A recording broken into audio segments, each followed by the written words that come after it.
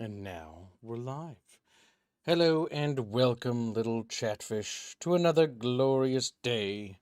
How are all the chatfishes doing today? Having a good time, I hope. Having a good day, I presume. Nice. I'm having wonderful technical difficulties right when I start. It's beautiful. It's beautiful, chat. I wouldn't have it any other way. Power must have went out last night. Happens. That's okay. It just requires me to reset something. A little flip of a switch. Didn't even notice. Huh, that's weird. I didn't think power would have gone out, but it did apparently. All right. How is chat doing? Are we ready for a glorious, wonderful fireside chat about many delicious, scrumptious topics? Perhaps too many, honestly. Perhaps I hate and despise the fact that there's too many topics. Perhaps if the topics were more positive, I'd be happier. Today is a fireside like no other. One that's going to be not a lot of good things are happening, I guess you could say, but some good things are happening. It's like it's a mixed bag of trail mix, and unfortunately, there's a lot more raisins than there is M&Ms or any of the other crunchy things. So unfortunate for me, but for those who like raisins, you're gonna be eating pretty good.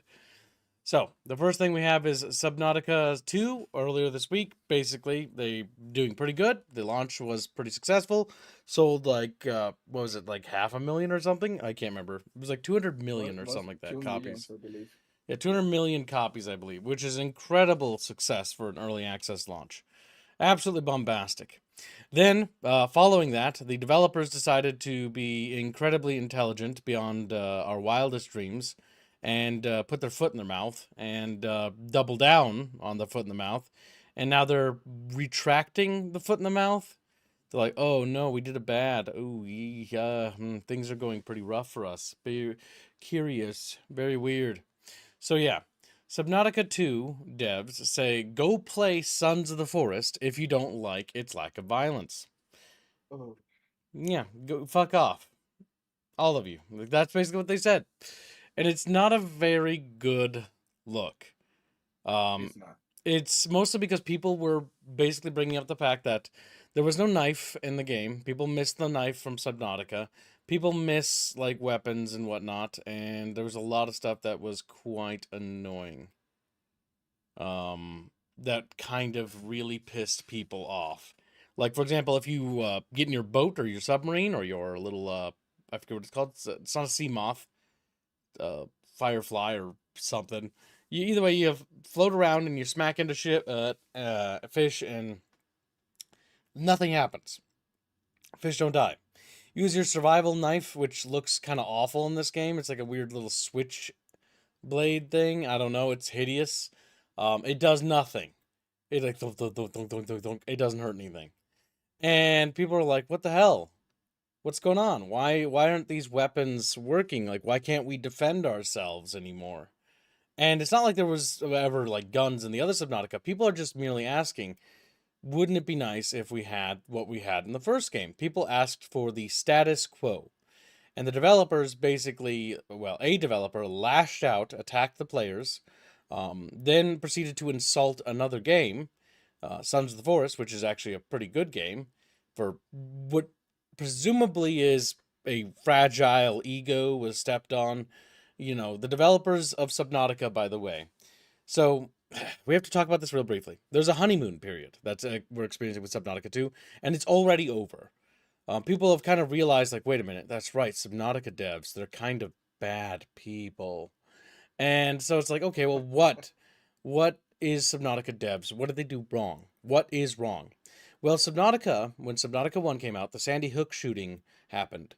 And they clicked their heels together excitedly because of the shooting and basically made a political statement by being like, we're removing guns to show our that video games are bad. But by the way, in the same post, video games, we don't believe video games are the cause, but because the Sandy Hook shooting, I'm virtue signaling. Please notice me. We're removing weapons that we had planned for Subnautica 1. Virtue signal harder. And, like, that's what they did. They virtue signaled hard, and it was disgusting to see. that the horrific events of Sandy Hook shooting was something so exciting to the developers that they actually were ecstatic about the whole deal because they could use it to virtue signal and then remove elements of the game. Now, bear in mind, it wasn't the entire developers. Not all of them did this, but basically people with decision-making power chose to do this inside the studio. And that speaks volumes. What was that? No, just agreeing with you. Yeah. And then basically, like, after that, right, like, oh, fuck, they did something else that was kind of cringe, but I can't remember what it was. It slipped my mind just last second. But yeah, so they removed guns, right? And they gave a pretty piss poor reason for it because of a real life thing. As a game developer, that's a failure. You never ever make your video game, unless your video game is about historical events like Hearts of Iron, then you got to put historical elements in your game, right? Or if it's like Call of Duty 2, it's about World War II. Well, there should be World War II guns in the World War II game about fucking World War II, And so it's like, okay, that's to be expected. But Subnautica isn't a World War II game. Subnautica isn't a historical game. Subnautica isn't even real. It's a fake fantasy, science fantasy exploration game about underwater exploration. And it's really good. It's really cool. Ah, yes, I remembered. They canceled their own composer for Subnautica 1 for Twitter posts and fired him, if I remember right. Wow. Yeah. The original composer for Subnautica 1 was fired over their Twitter, if I remember right. Which, again, is outlandish. It really starts to kind of reveal how bad they actually are behind the hoods, at least the decision makers. And I love Subnautica 1. And I recently discovered Subnautica. I actually dipped out because of the whole drama to begin with, because I was left such a sour taste in my mouth. I really like Subnautica 2. I think it's quite fun. I think Subnautica 2 is got a huge amount of improvements and is a good game. But I think Subnautica 2 is being sabotaged by writers and by certain people on their development team. And I think those people should be removed. I think instead of firing their composer, maybe they should have fired the person pushing for that. Maybe the people who are weak-willed and weak-minded, that they're willing to throw their own team members under the bus, should be the people that be removed from the team to begin with, because it's clear they don't have the team's best interest at heart. And so, yeah. And the honeymoon phase, you got to remember, is also one of those things where people kind of have memory hold Subnautica Below Zero, because people don't really think about it. It wasn't a very good game. It didn't even break 100,000 reviews on Steam, which, considering Subnautica broke 300,000 reviews, almost breaking 400,000 reviews alone.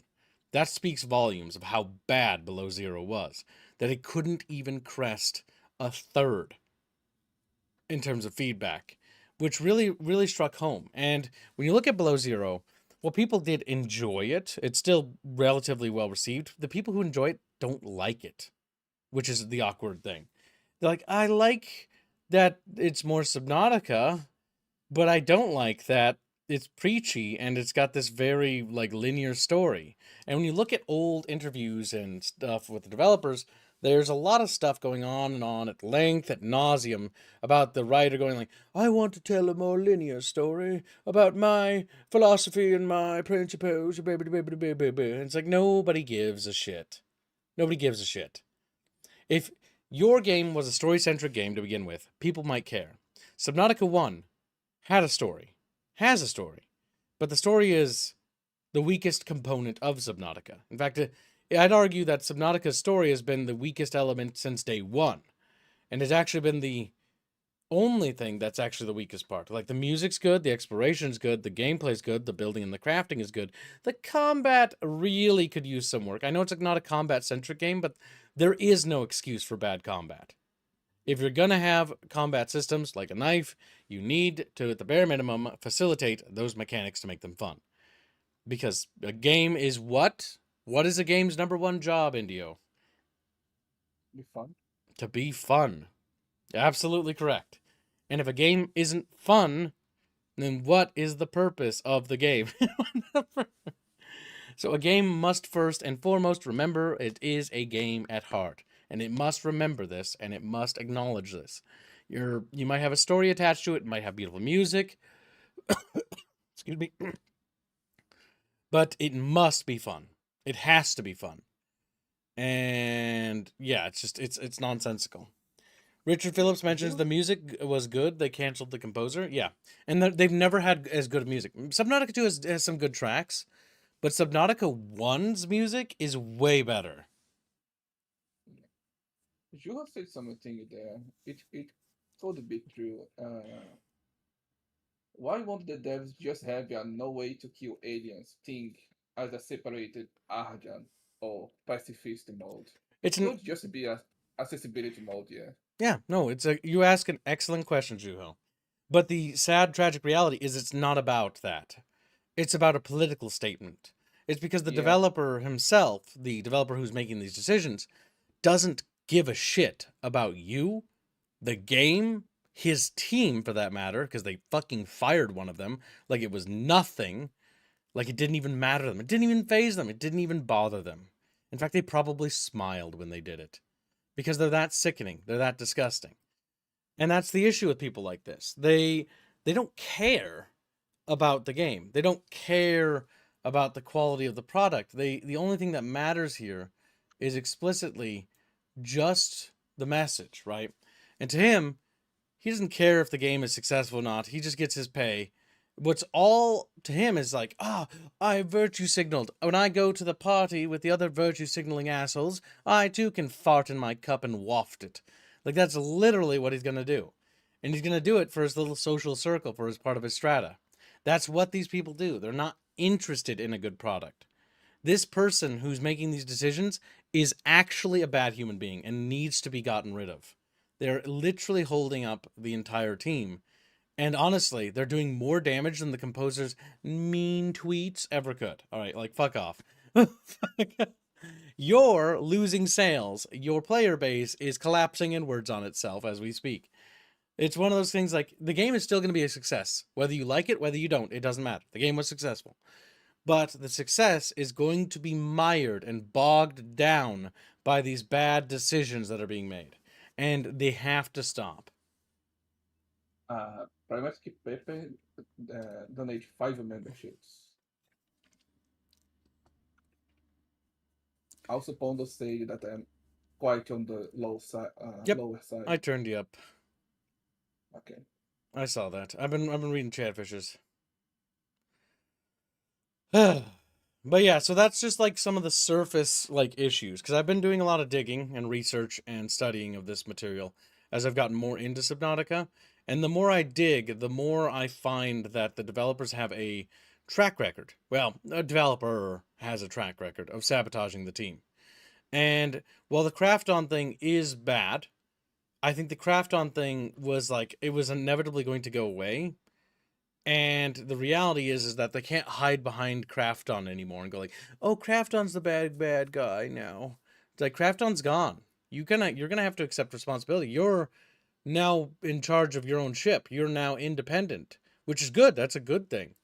Not having a publisher is a good thing in general for most cases, especially for a company that's successful with 200 million in sales. Jesus Christ. But yeah. So let's see what the chatfish is, because the chatfish want to chime in too. They want to participate in the conversation. Primac Pepe donates 5 memberships. Thank you very much for helping us out. We sincerely appreciate that. It means a great deal to all of us. Thank you very much. Yeah. Even if you sent to the Geno. Jizuke Dazaigo says, "Hey, I just come here to say this about Subnautica 2. The story says you are the last few humans in the universe. It should be a conversation about survival at any cost is priority. You're absolutely correct. If mankind truly faces absolute extinction, then it is our job as a species to do whatever it can to survive. That means if another species gets in the way of our survival, it is tantamount to survival that we eliminate that threat. That is the reality. Nature is a cruel beast, and honestly, I care more about my species' survival than I care about a fish, right? Like, I'm not heartless. like when it comes to like fishies and stuff like that, like, yeah, we should take care of our ecosystem. We should look after the little fishies if we can. But if the fishies are threatening whether we get to live or not as a species, then the fishies that threaten us must go. Not all fish, not the entire ecosphere, but in something it needs to change in order for us to survive. We cannot go the way of the dinosaurs because we are nature's chosen guardian. And this is Yeah. tantamount and fact because humanity spreads life wherever it goes. Life flourishes in our footsteps. We are literally nature's edge, and we are literally Yeah. spreading life to the stars. So we are the pinnacle of life. It's such a simple concept, like philosophically. I know they want to push the whole like, oh, humans pollute and stuff angle, but it's like, dude, you do realize that if humanity truly does spread to the moon, as the Artemis base is planned, right? We're eventually going to have a base on the moon. We're one day going to colonize Mars. Then what are we to nature, if not nature's chosen warrior? It's what we are. We're spreading life wherever we go. We are the greatest champions of nature. Entire species that were being eradicated were being saved by humanity. Yes, some species were pushed to extinction by other humans. This is true. But so did some wolves, so did some other dinosaurs or whatever. Like, they all pushed each other to that point. We're the first time ever, we've become a species that actually started to stop that cycle, to try to look out for previous species. Hell, some extinct species have been brought back from the dead because of humanity. Now, you can question whether the ethics of bringing back a dead species is right or wrong. That was a question posed by Michael Crichton's Jurassic Park book, but, you know, it is what it is. I just hope, Chatfishies. I just hope that the developers pull their head out of their ass, because I do really like Subnautica, actually quite a bit. I feel like I'm relatively new to this thing, and I feel like the developers are just doing a lot of stupid shit. This game should be the best game it can be. And they gotta stop putting their foot in the mouth and just think about the game. The game, the universe, quit fucking thinking about politics, quit thinking about fucking mass shootings like Sandy Hook. Don't get excited when somebody shoots people. It's just fucked up. That's not right. Don't fucking use that as a soapbox to fucking preach your bullshit. It's fucking, fuck. It's leaves such a bad vibe is what it is. It's like, oh, that's just, like what? Sandy Hook shooting happened. Horrible shit, right? But what does Subnautica devs do? Oh my god, opportunity. Climbs on top of a box. On the pile of dead kids. Like, oh yes, of course, my chance to virtue signal. Guns are bad. I'm not putting them in our game. It's like, you, what? Like, what? How does that correlate? That has nothing to do with anything. It's like you're crawling into a fucking thing that you're not even a part of, climbing on top of dead bodies, just so you can fucking, it's why I quit playing Subnautica 1 to begin with. I only came back because of Subnautica 2, and I got kind of interested in it. And I think I just sort of memory holed the whole thing. I was like, yeah, the whole knife thing, it was dumb. Or not knife thing, but like the fact they didn't want to do weapons. But you did have weapons. Like, you do have a knife. You do have fucking torpedoes in Subnautica. But yeah, it's one of those cases of just really stupid shit. Really dumb shit. Really bad decision making, compounded by a completely out of touch reality. Like, when you're making a video game, if you're a developer, unless you're making a historical video game and it's about historical events like, you know, Fallujah, 6 Days in Fallujah, the video game, then shut the fuck up, right? If you're not making an historical video game and bringing on actual people who are actually fucking there to talk about the thing, shut the fuck up. Shut the fuck up. Shut the fuck. Just make fun games. Because the Unknown Worlds devs, I played their games since before they were even like developers. I played their mod for Half-Life 1. I played Natural Selection 1. That was my first time, one of the first mods I ever played in Half-Life 1 as a little kid. And I thought it was so fucking awesome. And I played Natural Selection 2. Wasn't the biggest fan of 2, but I had fun with it. Maybe I just like the feeling of Source Engine 1, perhaps. But yeah. And so I've been playing their games forever, because when I dug into Unknown Worlds, I was like, wait, I've actually played these. I've been with these guys forever. I didn't even know. But yeah, it's one of those cases where it's like, just make games fun. Just write fun stories. If you don't want to have us shooting alien fishes for whatever reason, because you don't want that for the game design, then make it about the game design. The choice should be about the game design and the philosophy of the game and what's the most fun, right? Okay, we can't kill Leviathans. Why not? Well, because the Leviathans, we want them to be like a scary element. Okay, how do we write that? All right, there was a school shoot. No, don't do that. Don't do that. There's, like, for whatever reason, our STL printer things that print our weapons, there's a malfunction. There's a saboteur who's affected by that miasma, that mushroom parasite, and they sabotaged our weapon schematics. So all our weapons don't work anymore. Like, it will not print weapons. And maybe, like, there's a whole objective about getting the machines to print weapons for the colonists to defend themselves. That could be an entire story arc. That could be an entire story arc, because we already know that the mushrooms corrupt people to sabotage our colonization effort. So, okay, this works entirely well here. Easily done. Just make it so that the person who was affected by the parasite was deluded into destroying the weapon printing tech. And now we're fucked. We don't have the ability to print weapons. So now the entire part of the story, and that's an entire story angle, is about you recovering a part of the ship that's maybe super deep we can't reach, figuring out how to get the printers back working so we can get weapons to defend ourselves. Or maybe, instead of that, you could go in a different arc. I know that they want to use the alien tech from the fish people that live on the planet that have been sort of wiped out by the parasite. Okay, cool. Maybe they had weapons. And so now it's about us finding out how to find the ruins to get weapons from that civilization to defend ourselves. Because the civilization of those aliens left stuff for us to find. They did.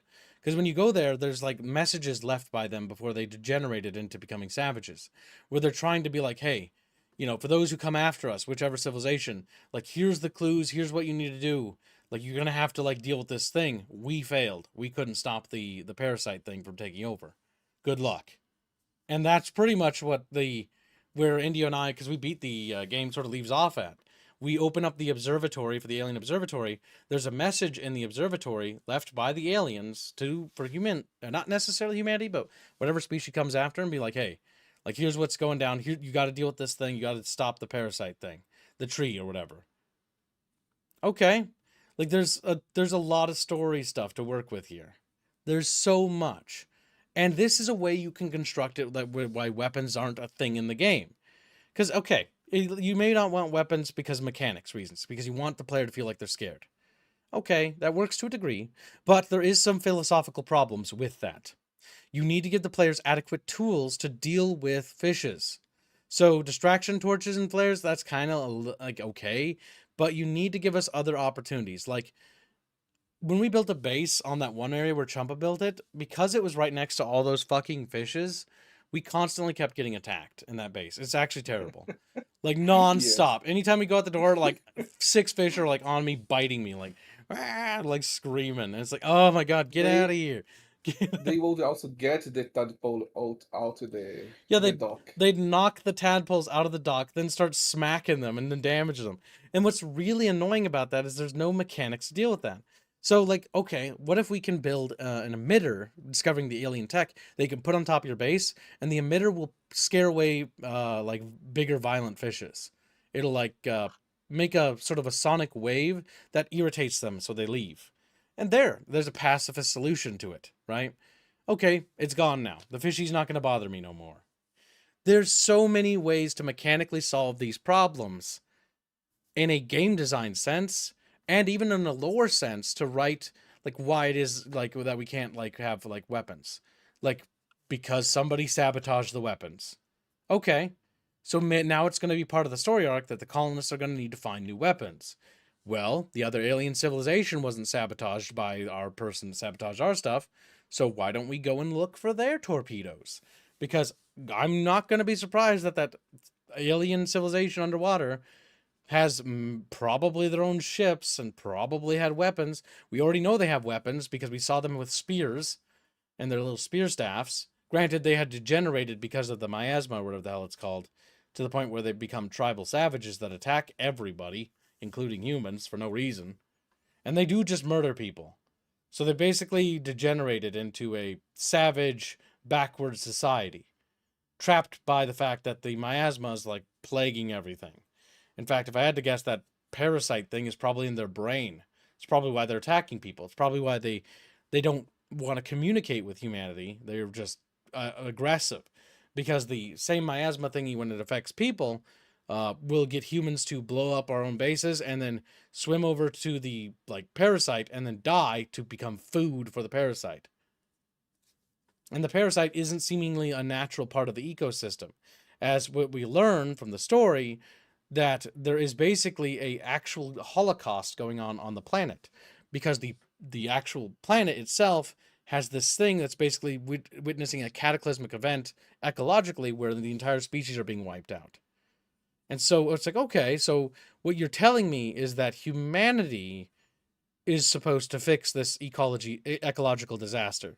We're supposed to save the planet's ecology, and by saving the planet's ecology, the planet's also rewarding humanity with new genetics to help us survive on the planet. So there's sort of like a symbiotic relationship, because that's kind of like the gist of what the story is kind of pushing at, is that the planet wants humanity to help fix it, and the planet's also helping humanity adapt to surviving it by changing us so that we can be adaptive to the environment. So basically, it's sort of a symbiosis relationship. Okay. But does that mean humans can't have weapons to help defend the planet? No. I also want to point out, in the same setting, it's in the natural selection universe, there's literally an alien race wiping out humanity, apparently in the stars, which, if true, means that that alien race will follow us to this planet, which means that in order to defend the planet's ecology along with our own species, maybe the planet and we should make weapons to defend it. Just say it.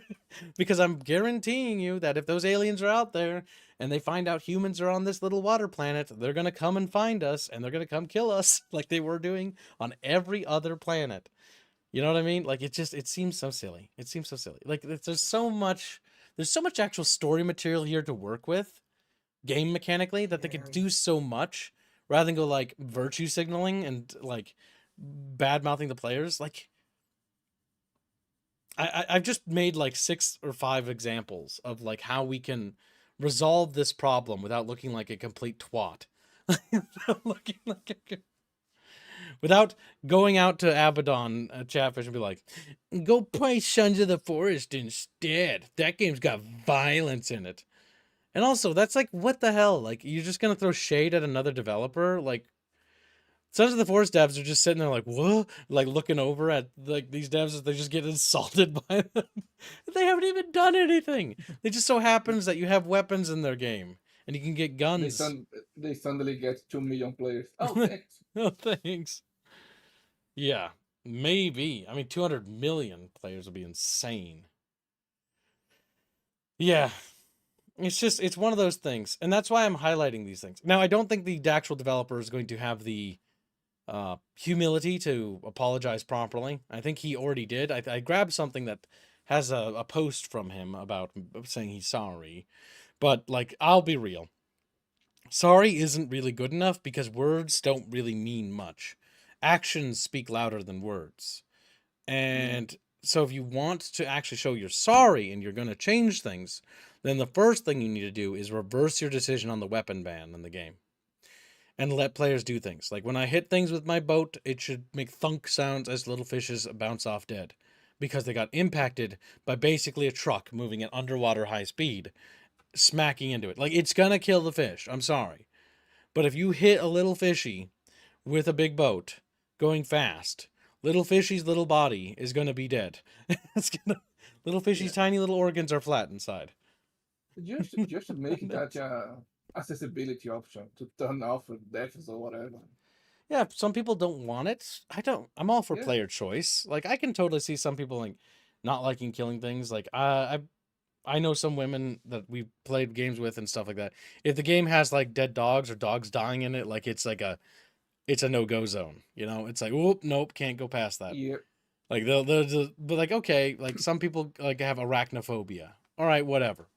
But like, at the same time, you're holding up the entire game's development. And also, killing fishes in Subnautica is completely optional in Subnautica 1. You don't have to kill any fishes. Well, you have to eat them to survive, the little ones, and drink the water ones. But you don't have to do it out of malice or hatred. It's a player choice. It is in the player's choice if Tiamat D Lord wants to take out his little knife, swim out there, and start knifing everything. That is his decision. Do we do that? No. When I played Subnautica 1, I would occasionally run over a fish that got in my way, but often I would actually go around them. Only started running into them intentionally because it makes Indio laugh every time. And it kind It of is very funny. Yes. don't it's just like they tumble off Also, the side. there is consequences for killing the fishes. You can actually get rid of them if you do too much. I find that cool. Yeah, I was like, and that's something they should explore too. Like mechanics about the ecology, right?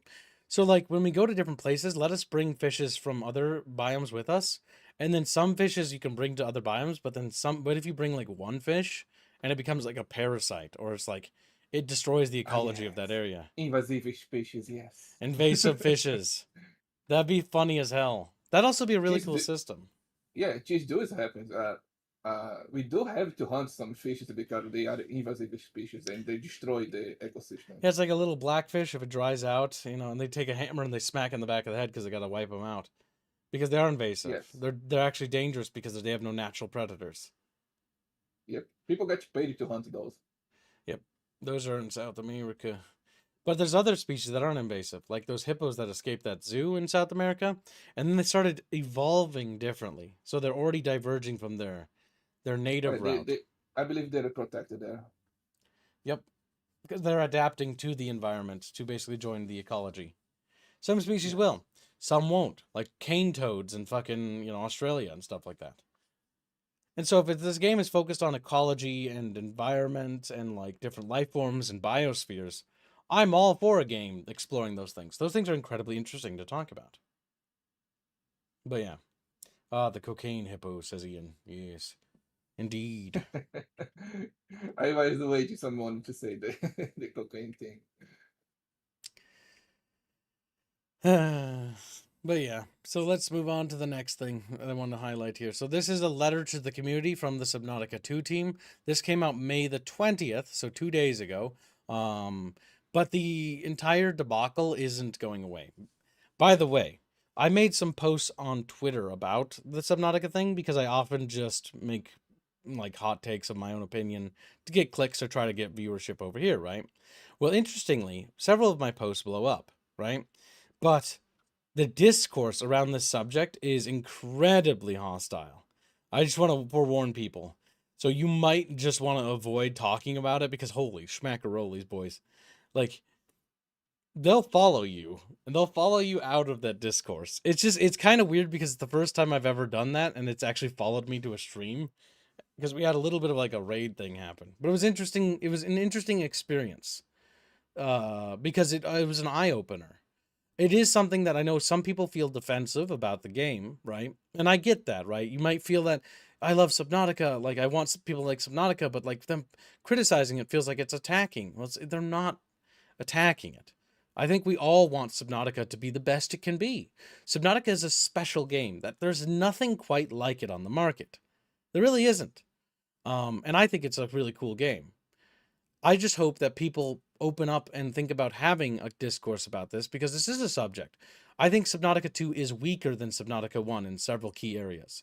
And I think because of the weapon system ban thing, I think that is honestly the biggest problem. One of the, well, not the only problem, but like one of the big problems. And if they address that problem, it's going to help fix other issues that the game is having. Because one thing that kind of felt really cool in the beginning of Subnautica 2, it was scary when the big shark attacks you and like the big fishes attack you and stuff like that. And I like how hostile the environment is. It's quite cool.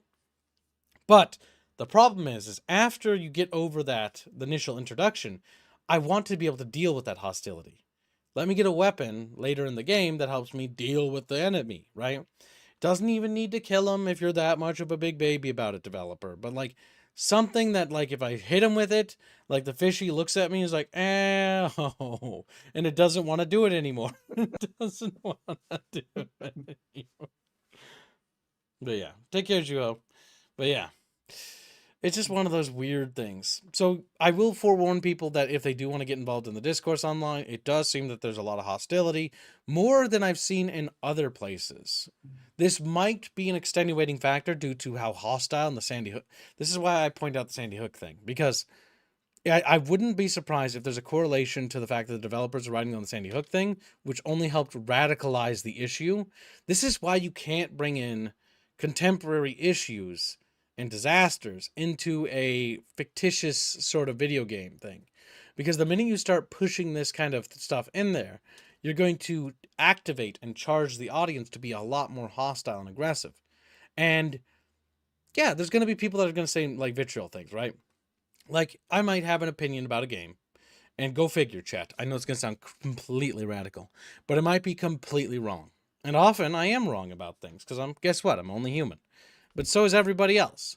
We all have opinions on things. Sometimes we're right, sometimes we're on point, sometimes we're missing the mark. It happens. But the most important thing is having a dialogue about that stuff. Like, okay, like a dialogue about Helldivers 2. Should Helldivers 2 become a battle royale to save itself? No. I am very much against that. But we can discuss it, but I'm going to highlight that the game is entirely built around the concept of PvE. It'd be the same if Subnautica. Should Subnautica become a battle royale game and add, like, machine guns? No. No, it shouldn't. Could it add, like, a harpoon gun? Yeah, a harpoon gun fits, in my opinion. I think a harpoon gun could be cool. You could add, like, harpoon fishing and make it, like, a home, like, minigame thing. Harpoon fishing could be really cool.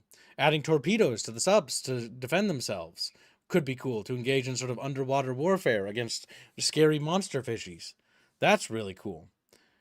But I think just like adding in, like, here's my, my M249 saw support gun, or like, it's like, no, I don't know if that really fits.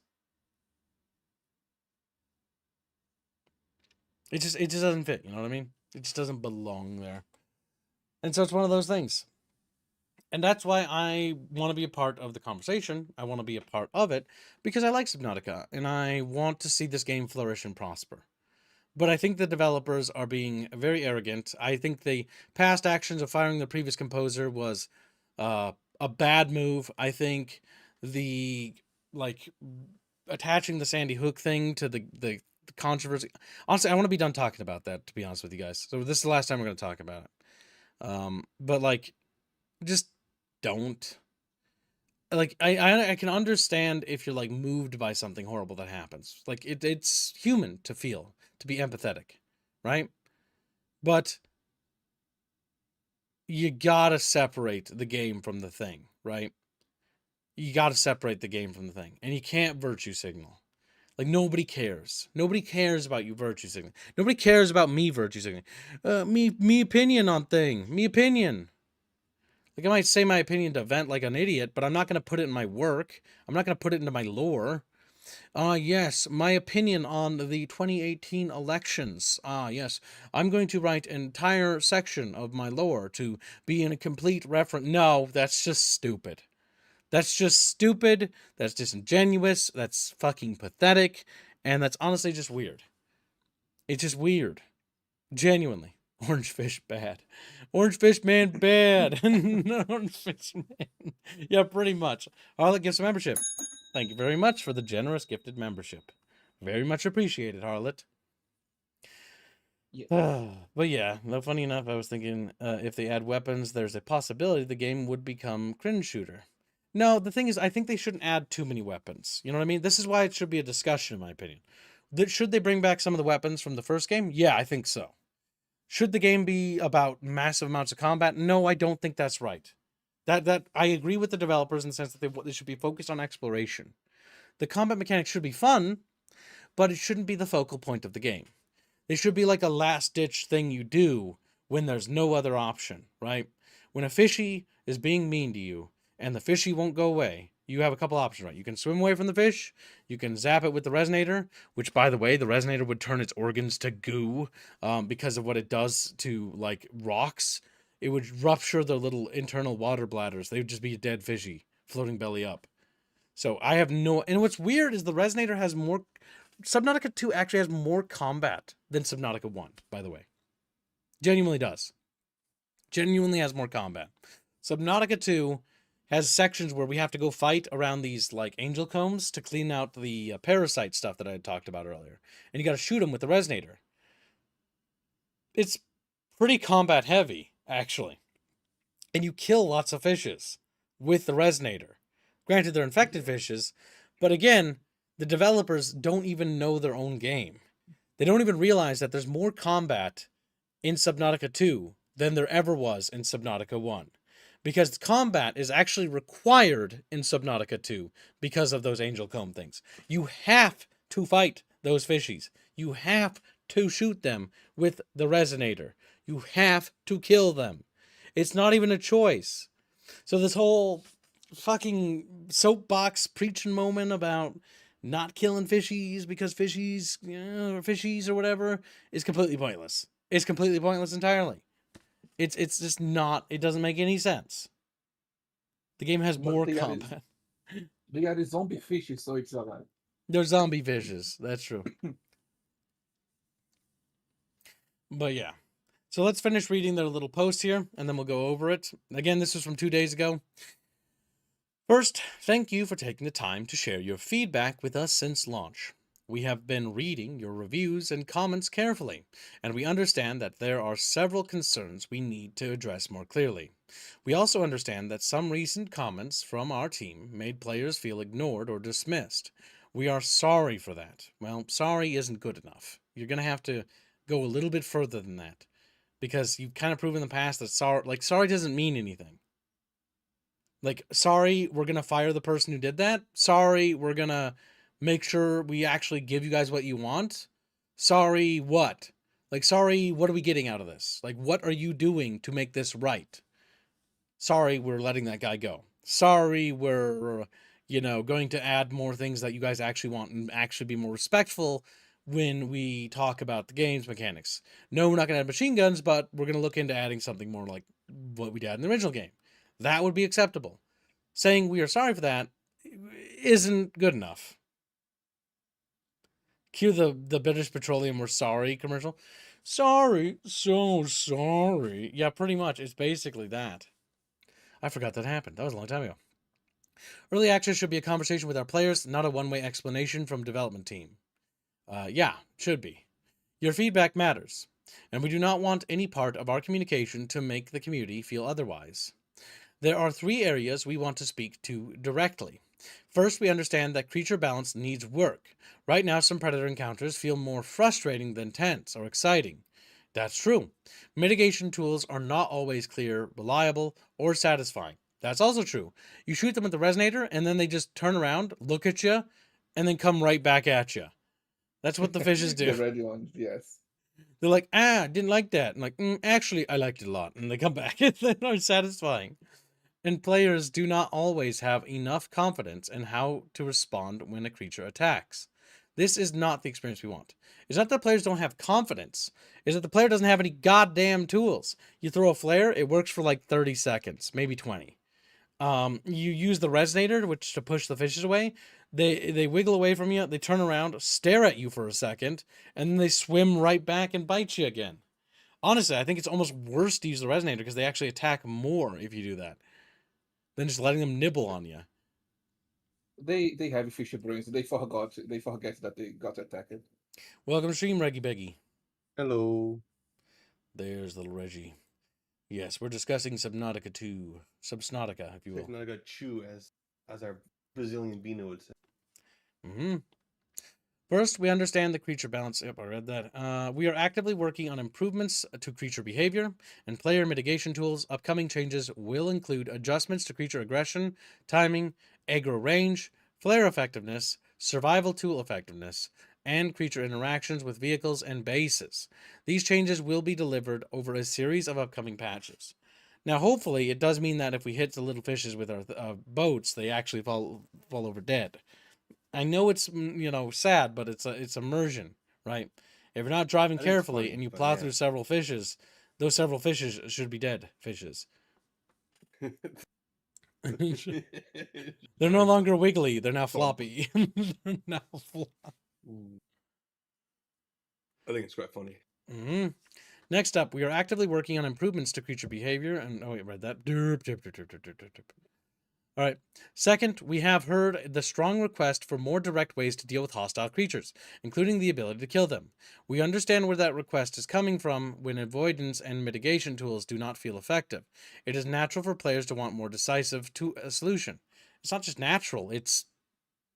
Well, actually, no, it is natural. Actually, hold up. No, you're right, developer. Like, in nature, in a survival situation, it's kill or be killed. And as somebody who, did do outside activities, when I was in Boy Scouts, we did camping and stuff like that. Like, if presented a situation, a thing's going to kill you, you defend yourself, right? If you have to. Now, in the case of a bear, there's not much you can do except if you got, like, bear mace or something like that. Otherwise, you're going to be, in deep shit. Like, if you got a small gun, it's something, but, like, it's more likely just going to piss it off than anything else. Because of its hide and because of how thick it is. And it's fat. But yeah. Including the ability to kill them, decisive solution. Our players' direction is not based on judging players who want combat, and it is not because we think those players are wrong. Subnautica has always been built around vulnerability, exploration, and survival, rather than traditional weapon-based combat. We believe that this part of what makes the game unique. However, that design only works if creature encounters feel fair, readable, and engaging. Right now, we know we have more work to achieve that. Again, you're kind of missing the point.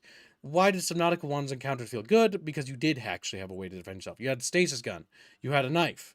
You could kill a fish if you had to. You could kill a leviathan if you had to. It's not something people wanted to do. It's not something everybody did. But it was an option if needs presented itself. And the fact that the option exists helped make Subnautica a good game.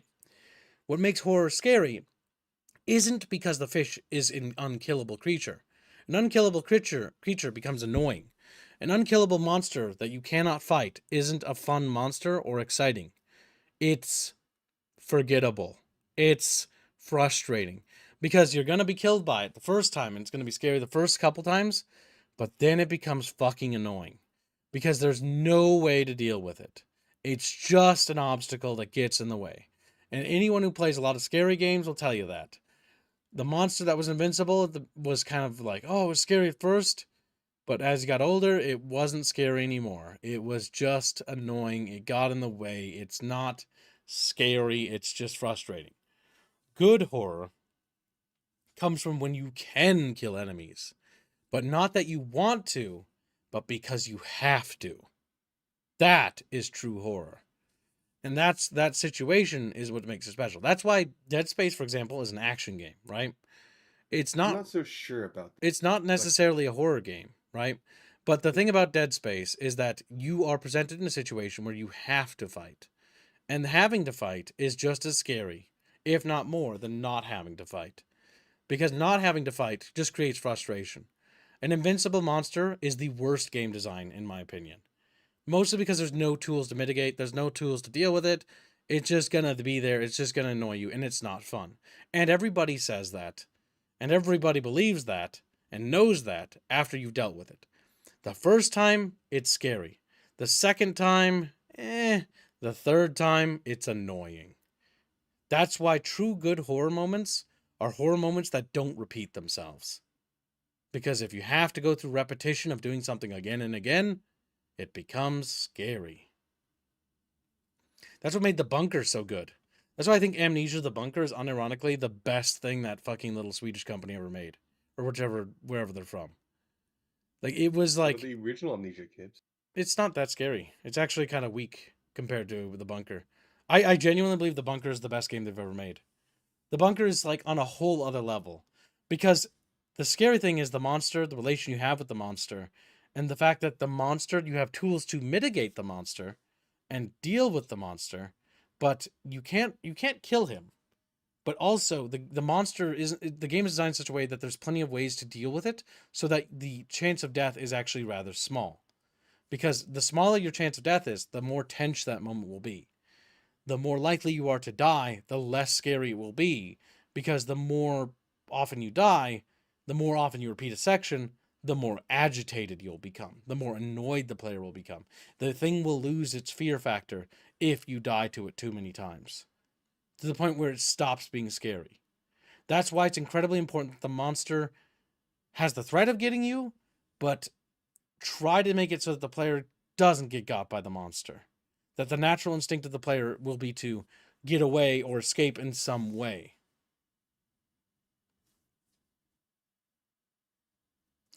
But yeah, because when I played through the bunker, it was pretty good, and I think it's one of my favorite Amnesia games, I think.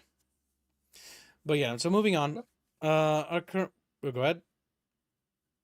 I was just saying that that one looks pretty good. Yes, EG is on my wish list.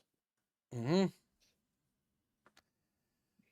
But yeah, our current direction is not based on judging players who want combat. It is not because we think those players are wrong. Subnautica has always been built on that. Yep, readable, engaging. I've read that, all right. Third, we want to be clear about how we view early access. Is not only about collecting bug reports, it is a collaboration with the community. Again, this is a bunch of words, and your what you said, your actions, to tell the exact opposite. We will not always be able to make every requested change, which is understandable, but we do have a responsibility to listen carefully, explain our decisions respectfully, which again you didn't do. So you saying that's completely pointless, and show through our actions. Again, you did. You don't care about the player's actions. You've already spoken in through like the action of what you've said, and doubling down and not adding weapons merely just it just shows that you're not going to do it to begin with. That what you said was true, because the action was, we're not going to do that. You're stupid fucking player. Go play something else, you piece of shit. That's basically what you said. And it's like, okay, are you gonna now you're releasing a statement that you're sorry? You're sorry you said that? Okay, that means you're sorry. So what are you going to do to make that right? Are you going to, okay, we're going to try something. We're going to experiment with it. We're going to actually try to give you guys what you want and, stop being like dicks about it. I'm not seeing that. This is all, we're sorry. We're sorry for what? What are you sorry for? What are you sorry for? Are you sorry for anything? I'm tired of developers doing this, where the developers will be like, call somebody, like attack somebody, and then they'll be like, oh, we're sorry, we said a bad thing. Sorry for what? What did you do? What did you do? Tell us what you did wrong. Tell us so that we know that you did what you did. You did what was wrong. Say what it was that was wrong. Sorry you got caught? Is that why you're sorry? That's what my mom would tell me when I was getting yelled at, and that's what I'm fucking telling you. Sorry for fucking what? What did you do? Yeah, like that's the thing. You sorry what? Sorry we said that you guys didn't matter, and sorry that we dismissed you so quickly, and we're sorry to, the Sons of the Forest, because we shouldn't have attacked them too. Like they're just sitting there and we randomly insulted them for no reason. And that was really uncouth and uncalled for. And who's saying sorry? The HR manager, the fucking person writing this letter? Is this the fucking person who did the wrong? You're not. So why are you saying sorry? Fuck off. Get out of my face. Give me the man who actually did the wrong. He needs to be sorry. This needs to be humiliation for him, because he needs to learn a lesson. It's clear you're not going to fire him for his actions, which is okay. All right, maybe he's too good. You're not going to fire him. Maybe you care about him, unlike that poor composer you fired. Whoops. Why did fire him? I just got here. They fired him because of his tweets. What? Did he say something? They fired. That was a Subnautica edgy? composer. They fired him. Yeah, he's gone. But either way, moving on. Oh. So they fired him with no qualms. So why aren't you firing this guy? This guy actually did damage. The guy who tweeted some stuff didn't do anything. Didn't affect anything. Subnautica 1 still did well. Subnautica 2 isn't doing well now, and is not being received as well, and it's kind of disappearing out of the zeitgeist. So damage has been done here. What are you going to do to set things right? Saying sorry without saying what they're sorry for and what they're going to do better isn't going to help. This statement, like, all it said was just a reiteration, a regurgitation of what they said before. But this guy has the right politics? Yeah, pretty much. That's pretty much the case. Sorry. Sorry, we're sorry. We're sorry we don't respect you. Sorry. Are you gonna stop that? No. We're sorry we got caught. It's like that's what this reads like. That's what this reads like. So it's again, we'll see because they said they're gonna do stuff to deal with these things. So the next couple patches we'll find out how sorry they truly are. But if the next patches come out and it doesn't address the lack of an ability to defend ourselves, then they weren't really sorry at all, were they? We're sorry you feel that way. Yeah, that's pretty much that. See, when I say I'm sorry you feel that way, it's because I'm not actually sorry to the person. I don't agree with them thinking me being wrong. That's how I would say that, right? I'm sorry you feel that way, but I don't. And I think you're wrong. That's kind of like how they've written that. We're sorry you don't share our opinions, but we're not sorry that we did a thing bad. It's like, oh, okay. All right. Curious. Next up, Subnautica 2 dev. Now this comes out a day after, because go figure, the shit show that keeps on rolling doesn't stop. And I really wish it would, because I actually like this game. I don't want to have to crap on this game. I actually want to talk about how good this game is. But the fucking little shits just can't stop fucking stepping in it. Subnautica 2 dev apologizes for telling combat-seeking players to go play Sons of the Forest or something. Oh, it's so bad. Why would you say that to your players? We understand where that request is coming from. So yeah, this is pretty much I think this is more or less an iteration. But yeah, so this is written by the Eurogamer dudes. So developer Unknown Worlds has poured cold water on hopes it will add more ways to defend yourself in the popular underwater survival game and potentially fight off dangerous fish. This has been a contentious issue since Subnautica 2 released. Last week, mostly as in Subnautica 1, there were ways to fend off fish hassling you. But in Subnautica 2, all you have is a flare, which some players are declaring isn't enough. It isn't. Absolutely right. The issue was aggravated further when Subnautica 2 developer told players on the game's Discord via IGN, we aren't a killing game. Go play Sons of the Forest or something if you want to kill. Unknown Worlds has now issued an open letter apologizing for this response, acknowledging players who felt ignored or dismissed. Acknowledging, right? Okay, like what does that mean? By the developer's abrupt response, and said it was sorry for it. Sorry we got caught. Sorry it's an issue. Early access should be a conversation with our players. The studio explained, not a one-way explanation from the development team. Your feedback matters, and we do not want any part of our communication to make the community feel otherwise. Again, whole lot of talk, need actual results. Unknown Worlds also tackled the issue of fighting fish head-on, reasoning that the desire for self-defense probably stems from other mechanics not working well enough. Curious. However, it stressed that combat isn't a direction it wants to take Subnautica 2 in. Well, neither was Subnautica 1. Again, it's one of those cases of like, you can still have weapons and it's not the focus of the game. Like, it's not the issue here. The issue is that what makes Subnautica 1 work, what makes the horror of Subnautica 1 work, is again the fact that the monsters are scary, but you actually have ways to deal with them. It's just you don't want to. Why don't I use my stasis rifle in Subnautica 1? Why don't I build a stasis rifle in Subnautica 1?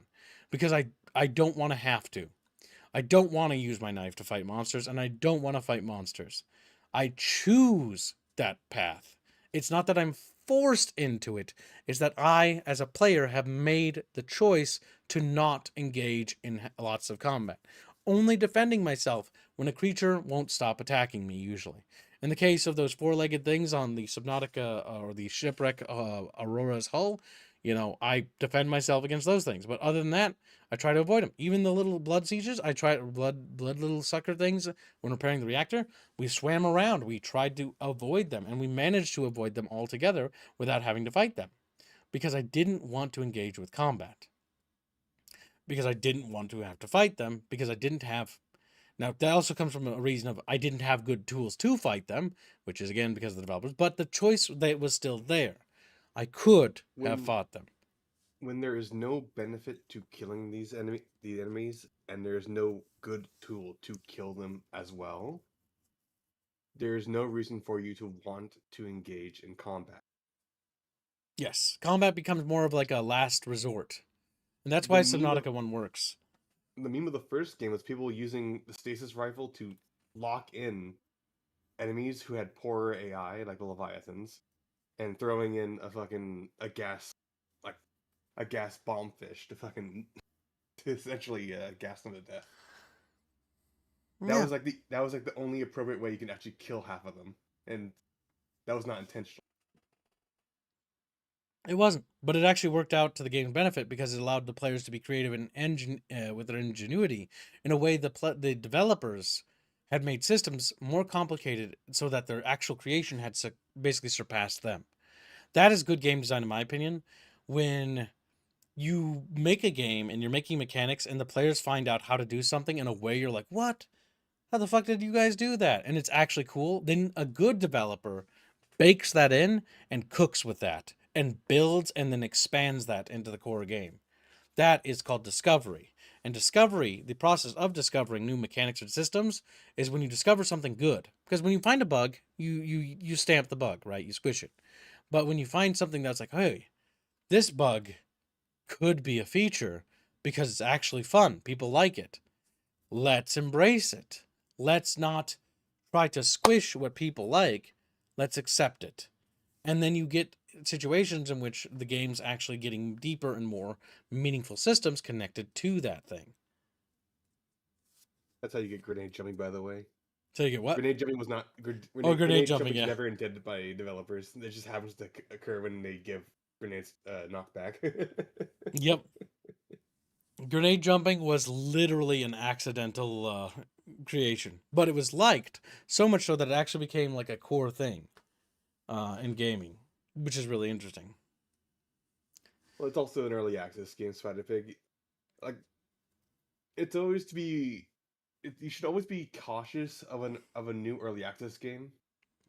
Yeah, no, don't buy it right away. Usually, probably not ready to begin with, and it's not gonna be ready for like a couple months. I enjoyed playing Subnautica 2, but if I wasn't a streamer and I didn't have to be streaming for a living to stay alive, I would not have bought Subnautica 2.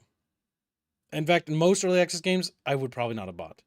I probably would have just like waited. So don't buy Subnautica 2. Just wait for it to come out. And then that way when it's done, you can buy it when it's finished. Because a game like that, you're only going to get so far, and then you're like, it's kind of like a long demo is what I say. And then you're going to have to redo it all again later. But you're going to experience the growing pains too. But unless you want to be actively involved in the development of a game, usually early access means that you can give feedback and you're supposed to be vocal, right? But most people just use it as an excuse to play the game early because they can play it now instead of later. Early access is not really used correctly by most people. And to some degree, I'm also guilty of that too. There are some games like, oh, cool, I get to play this early. And I'll be like, yeah. But there are some games like Subnautica where I feel like it would be better to not play it now. As it's probably going to be a better game later anyways. Hopefully. But yeah, we'll see. I mean, again, this whole debacle can basically, maybe they will learn from it. Maybe they won't.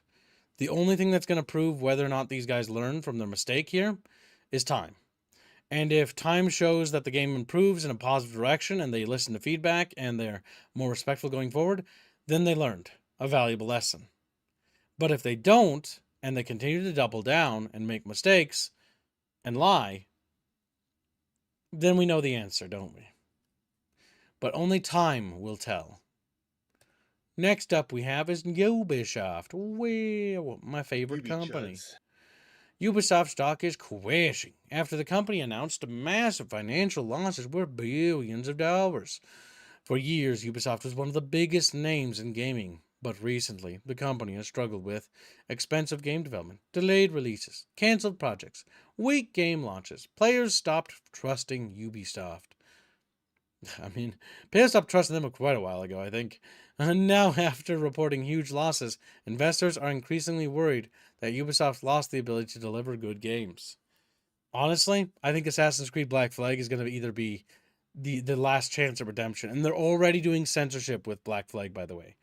Like some of the big-breasted have like big cleavage women, like they've been censoring them and covering up their breasts almost entirely. So I don't know, chat. I'm just saying that it's not looking good. But yeah, that's pretty fucking bad, boys. That's just a bit of a what we call a nosedive over the last month. Now, granted, this is only the last month, mind you, but you can only keep diving down so long until it's over. Good choice of picture there. Praying for help. Yep, it's all you can do at this point. It's all you can do with that. But yeah, you praying to see Mark of Giants.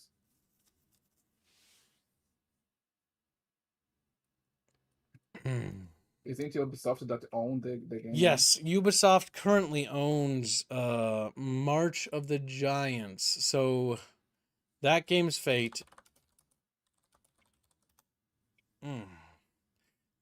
Yeah, that came out today? Oh, I might have to reschedule the Assassin's Creed thing, or the thing I was going to do today. Okay. I guess I'm going to have to reschedule the second stream. March of the Giants. What? There's a game drop that I should probably cover. Oh, it's not on Steam anymore. That's right. Really? Yeah, I don't think it was. Yeah, you can't find it. March of the Giants is being published by Ubisoft. I don't know. Was it viewable on Steam last time? It might be hidden. Yeah. It might have just gotten removed. I downloaded even the beta, I believe. It was on Steam, yeah. Huh. Curious. Maybe got delisted. March of the Giants might still be cooked. You played the demo on Steam. I did. But I can't find it no more, boys. I think it's gone. March of the Giants is on Steam? Let me see, says Little Plague. Let me see.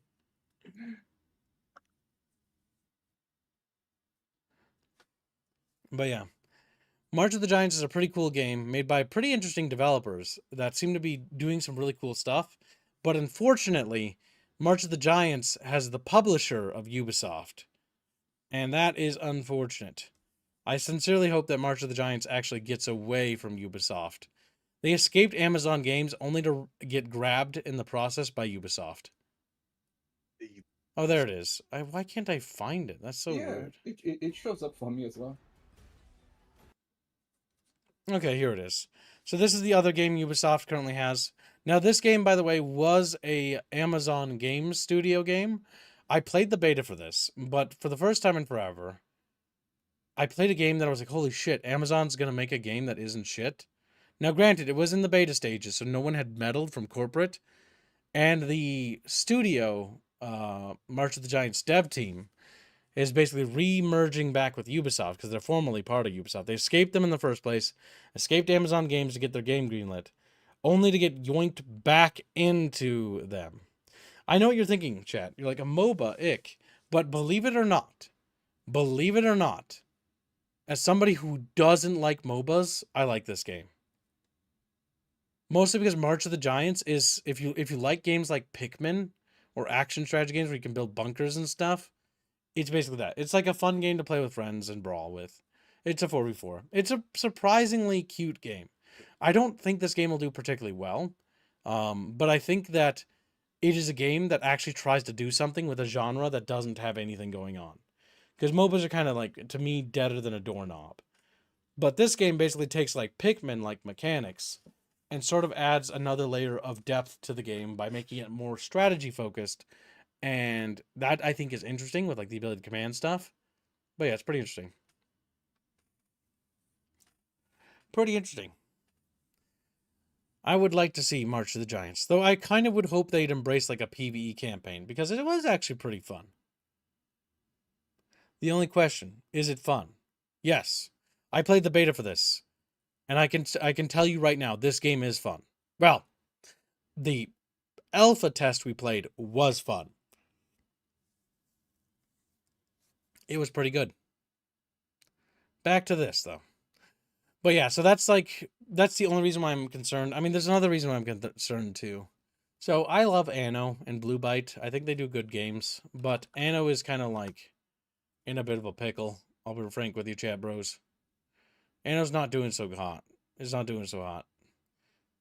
They renamed Blue Byte into Ubisoft Mains because they're a German game dev, and I'm not so happy with that renaming. There's a lot of things that this game just isn't really ready for.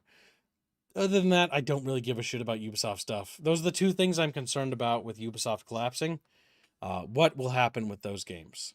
The corporation of Ubisoft, I couldn't give two shits about. But yeah. Is giving it up a Blubsy 4D? No. Probably not. Blue Byte's not gone. They just got renamed into Ubisoft Mains. Same dev team, though. Just a weird choice to do that, though. To restructure them in naming convention. That's a better name to get. Yeah. So next up we have is an upcoming game that looks like shovelware, but we'll take a look at it. It's called Deathmaster. Or is it called Deathmaster? I thought it was called something else. It's Age of Sigmar Deathmaster, yeah. It's a 2D side-scrolling action game. I figured I'd show it because I know Chatfish are interested in this kind of stuff.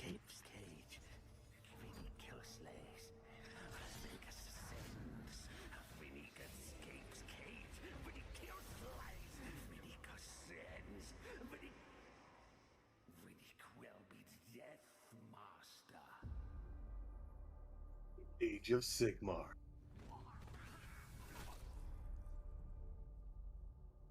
Yeah. I don't know. Looks kind of like shovelware. Looks like one of those shovelware Warhammer games, in my opinion. Yes, it's a. They do Age this of Sigmar. every time there's this Skull Specifically. Thrones thing. Like some developer makes like a mid game and it's just another mid game. It's like that Orc side scroller. And that Orc racing game that could have been good but wasn't because they just made it too linear. Oh, what a waste. So yeah, another. That one is bad. No, it was fun. It just they should have expanded on it. Like the Orc racing okay. game could have been great had they been like, yeah, the Orc racing game should include actually not just the Orcs but the Imperium racers. Like just go full crazy with it. Go full Crash Bandicoot CTR racing, and it could have Yeah. been top of the line, like a really great Warhammer racing game, but they didn't do it. They just didn't go all the way in, and because they didn't go all the way in, they missed out their opportunity. Yeah, because I saw that one and I found it kind of interesting, but I don't know anything about Warhammer or whatever. Warhammer's, how do I put it? Warhammer is one of those settings. It's kind of like BattleTech, except BattleTech had this happen ages ago. BattleTech was kind of like the cool mecha thing to get into way back when in like the 80s and the 90s, right? And kind of the 70s. I think it was around the 70s when it started, but yeah. Either way, 80s and 90s, right? And then 90s was the death of BattleTech. It died in 1990s.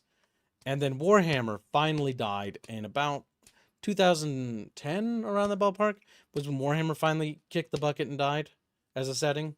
Like, they both still get stuff, but they're dead in the sense that they've been co-opted.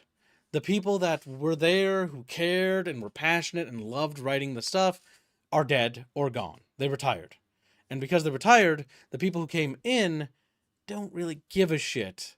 They're just here to ride the coattails of what was, but both settings are trending downwards. Warhammer's in the slowly dying phase now of kind of fading out. It's only really kept alive by its very strong and boisterous fandom, which it has a very proud and very big and healthy fandom. And the fandom is the only thing holding it up. Like, it is the only thing. To be honest, the only reason Same for I ever BattleTech, get though. the only reason I ever get interested in consuming stuff from them is because I see some artists I like doing fan art, and it looks cool. But Hey, Chad. I don't wish for the times of Matt Ward. I just wish for a time when people wrote and they actually liked the thing they write. Even though GW wants to kill their fan base, yes, they do. They actually they hate their fans. They're one of the few companies, actually not the few. Sadly, it's not the few anymore. Catalyst Games Labs did the same thing because they own BattleTech. They hate their fans. Like, Warhammer fans have it pretty bad. They have basically as bad as Star Wars fans and like everybody else, where they're actively hated by the people that make the stuff, and they're actively insulted on a day-to-day basis. And the basically creators of these companies and stuff proactively support groups that go out to attack and antagonize them for the sole purpose of trying to get rid of them. Warhammer is one of those sad fandoms where its fate is already sealed. It will die the slow, sad death that every fandom does, because eventually people will just get fatigued of being... You can only call them incel, and like you can only hate them for so long before eventually they just say fuck you, and then they leave. And then they just move on. And once they go, they won't come back. They'll never return. And it's sad. But yeah, they want the new modern audience. Yes, they sadly do. And they're not the only ones. Games Workshop is not the only ones. Blizzard, same fucking thing. What's funny is Blizzard's now trying, because they've gotten so bad for Blizzard, they're actually appealing back to their old fans, like, please come back. But they're not. And that's the issue, because once you piss people off enough, they're just not going to come back. And can you really blame them? Like, how often can Warhammer fans be spat on and shat on before they realize that maybe they should go do something else? And then they just move on. Know. There's a lot of them they'll put up with. They put up with it for now because it doesn't feel like it's that bad yet, right? And hopefully, maybe the era of bad content and stuff from these big companies will actually shift, and maybe that'll stop. Ideally, that will stop before what happened to BattleTech, right? Because Catalyst Games Lab is basically the warning of the canary in the coal mine for what the fate of Warhammer is. BattleTech, like, you want to talk about modern BattleTech?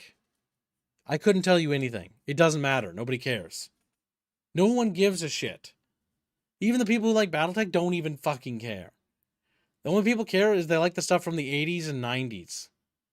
And no one gives two shits about, like, what happened after the Dark Ages. I don't care. Who fucking cares? Some fucking dude happened or something. Who gives a shit?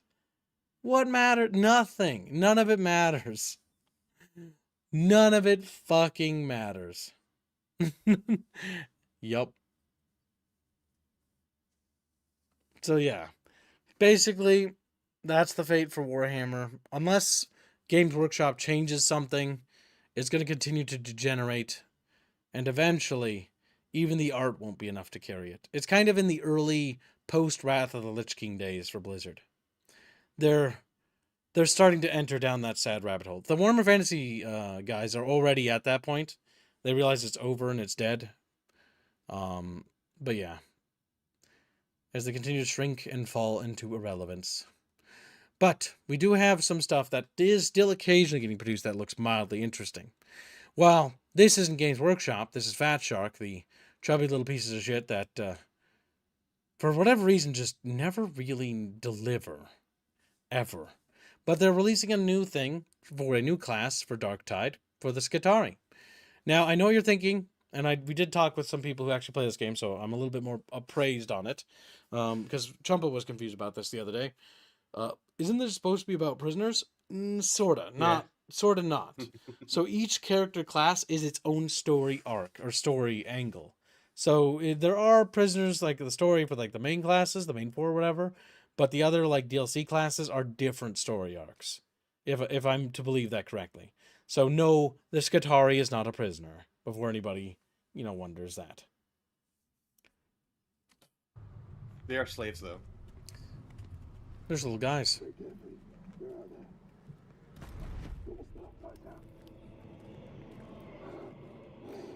I would say the trailers are usually pretty good.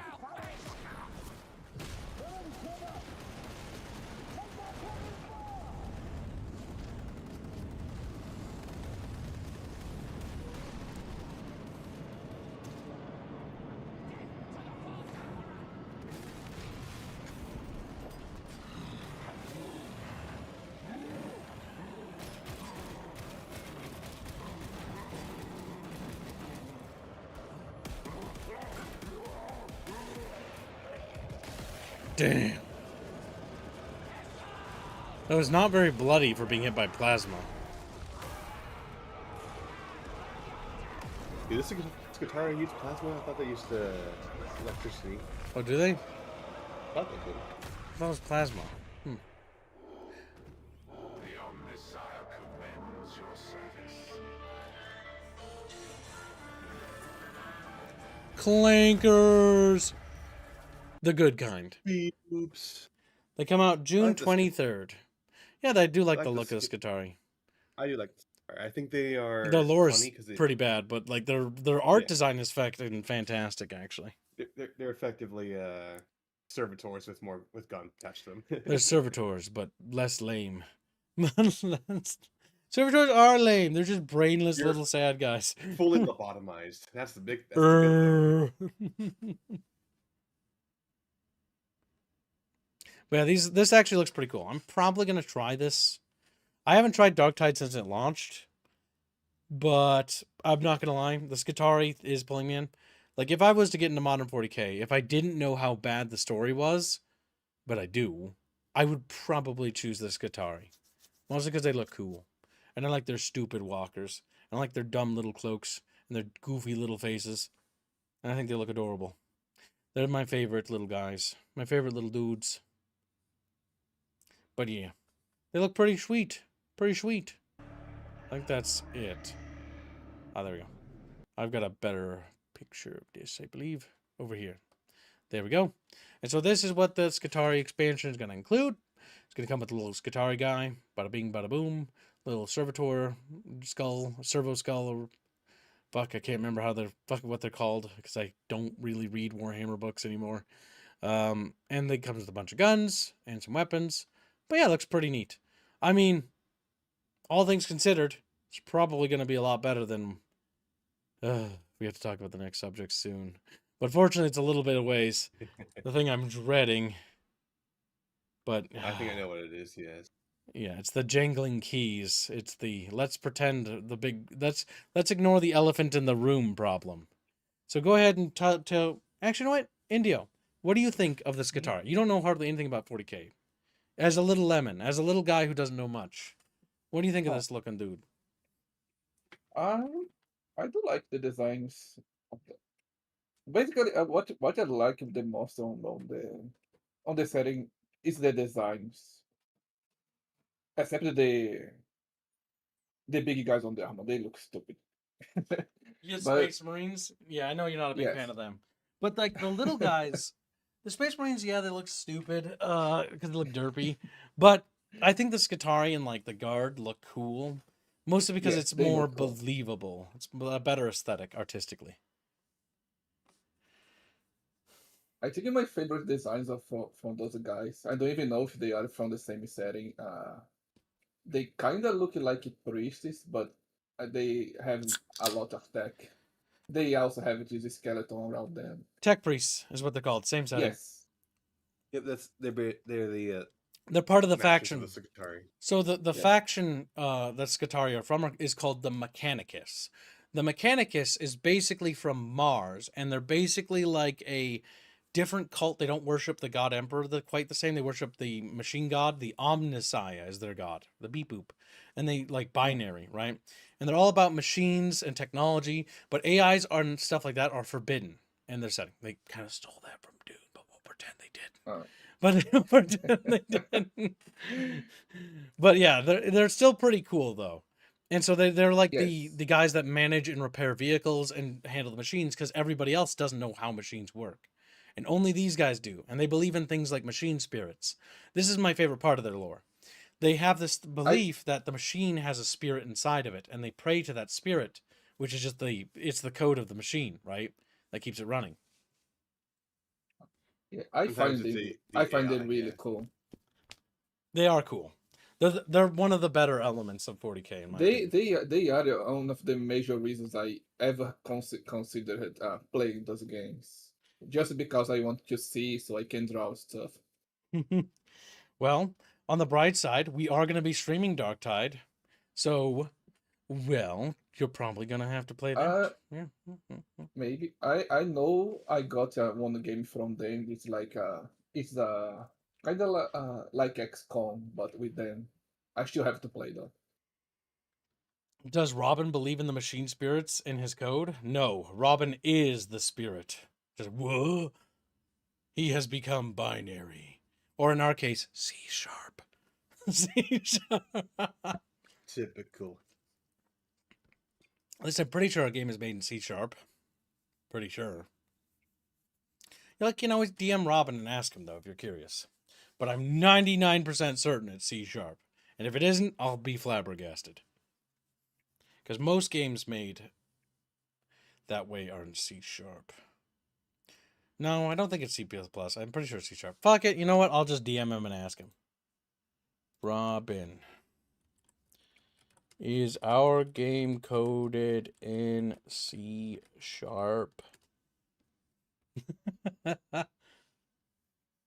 I am 99% certain it's C#. Some of you watch his streams. Yeah, it's C#. He said. Yeah. No, it's not C++. It's in Java? No. Oh, you have no idea. When we first started making games, chat, we were trying to make our game in fucking Java. That was a trip. That was a painful road. A painful road.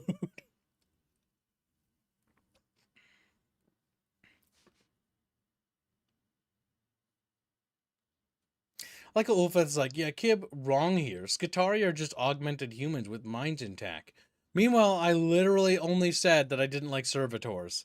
The only person who's talked about anything about the lore is little Let me Squealy. see. Skitari, And I'll be real. do they have in mind? 'Cause I'm pretty sure they fucking don't. I think he's full of shit. I don't know. I don't really care. I stopped caring about the lore when I found out that the Empress Erda Skitari was do like more not important than the have- Emperor. Skitari do not have fully intact or independent minds. While they retain a higher functional brain and degree of sentience, their minds are heavily modified with bionics, psychosurgery, Ulfeth is and neural wrong. implants. He's Ensure fanatical wrong. obedience to the Divus Mechanicus. You're full of shit, you stupid fuck! You don't Okay, even I'm know the done. lore. And that was Squealy. It wasn't me. I didn't even know that. So Squealy is right, and Ulfeth is wrong. Ulfeth must now prostrate himself before Squealy. He's like, no. I'm right, and you're wrong. I'm gonna get the meme that says my opinion is right, and yours is the falsehood. Who gives a damn Not about the funny. lore? Fucking Christ. The writers don't even care. Writers don't even. C-Shop is the popular one. C-Shop Richard is your Phillips. pop. I wouldn't know. I'm not a programmer. Yeah, that's pretty common, yeah. Kib just writes lore. That's all he does. He's just a writer. Java's funny because that Minecraft's made in Java. So Skitari are basically mechanicalist penal legions? I don't know. I have the talking Kib, Regulini. Oh my god, help me. Has Ulfeth prostrated himself yet? No, he's seething in his bucket. He's like, boy, I gotta get squealy.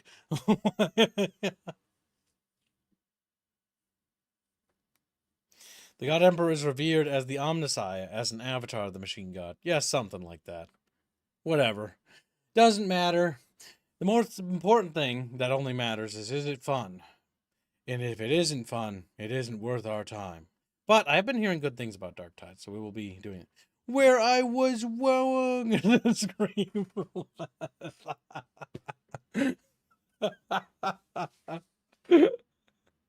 Good. Making me look bad. 12 Dirk donates 50 Polish bucks and says Skitari are semi-lobotomized and have more brain than servitors. In Darktide, you play as Alpha Primus Skitari, who had their brain restored. Is that something they just do? Oh my god, they made a Mary Sue. Is that a Mary Sue? I don't know.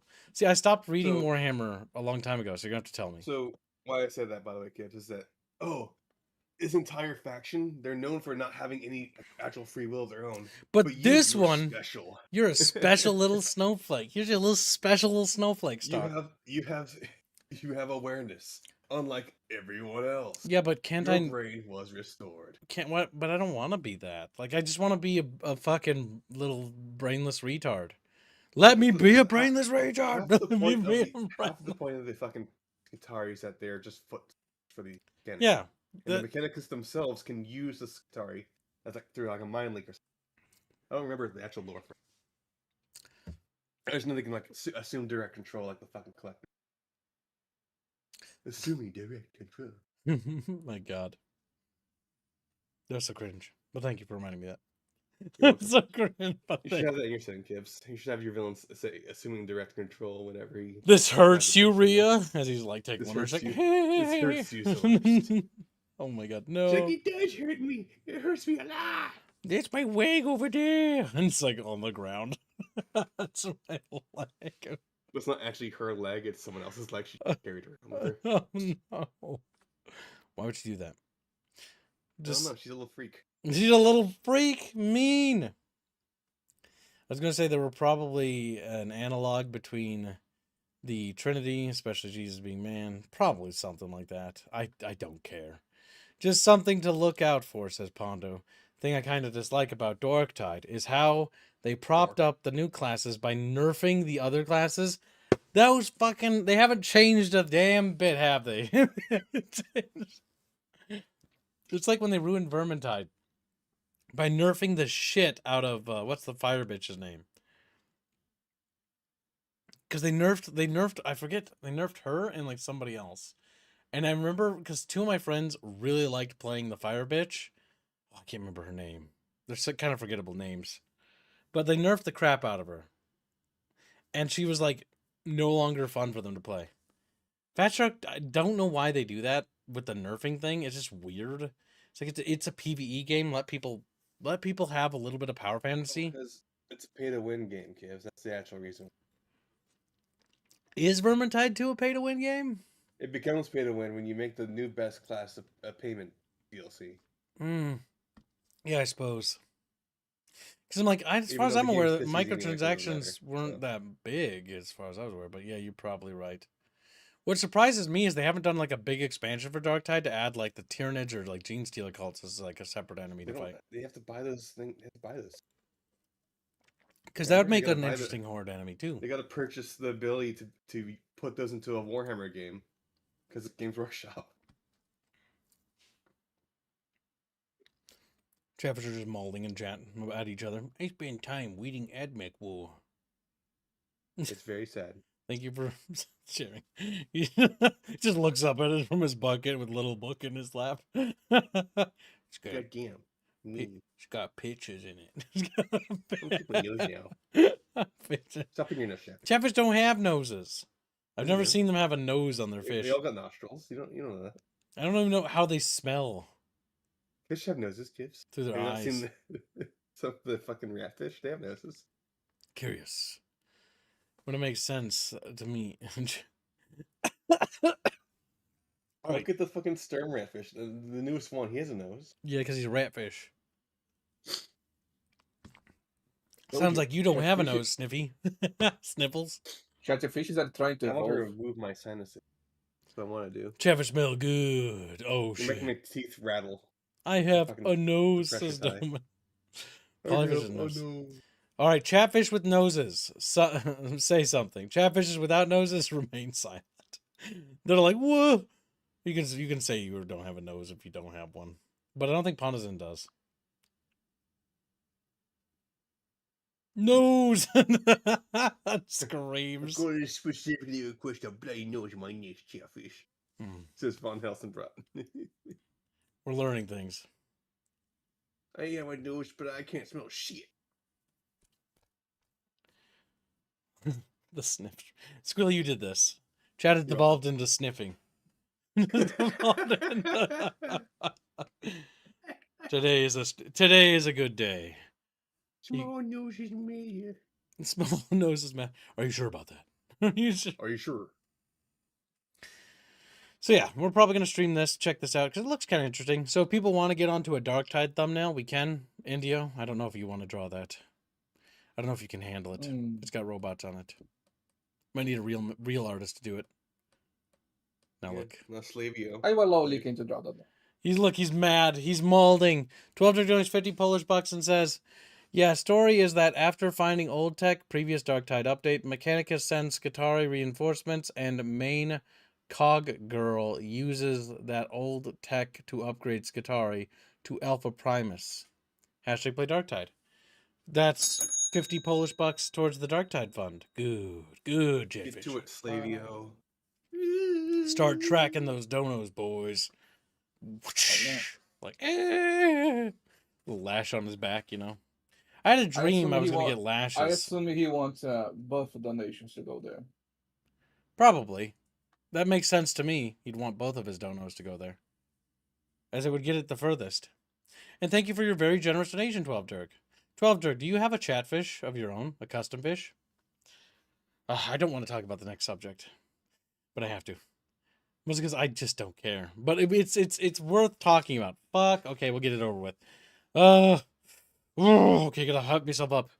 I care about this topic. I care about this topic. Destiny 2. Oh my god, I don't care. All right, here we go. Oh, all right. I don't even know what's happening. I was sent this by Destiny Robin, 2. so it must be worth reading. For almost 12 years, we have had the joy and honor to explore the Destiny universe with you all. Through all the ups and downs, surprises and triumphs, many surprises, less so triumphs, building Destiny alongside our players has been a monumental privilege and a monumental disappointment for me, honestly. Fuck, I was so looking forward to Destiny 1. You have no idea how fucking curb stomped I was when that happened.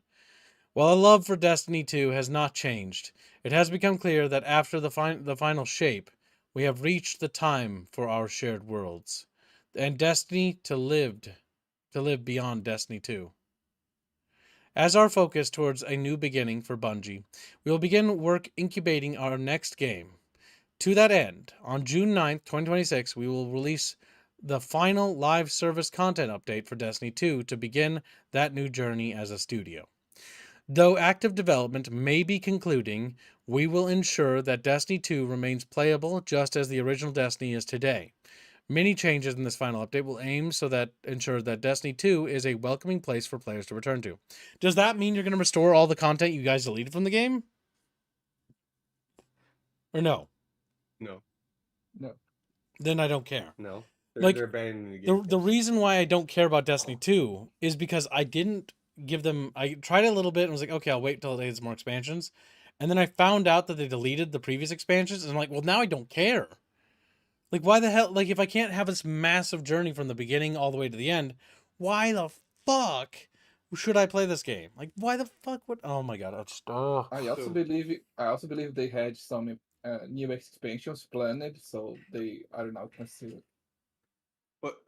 What's actually happening is Marathon was such a fucking bomb that they can no longer functionally sustain Destiny 2 being also a functional bomb on every new expansion that they have. So they're just saying we're just not porting Destiny 2 anymore. Yeah.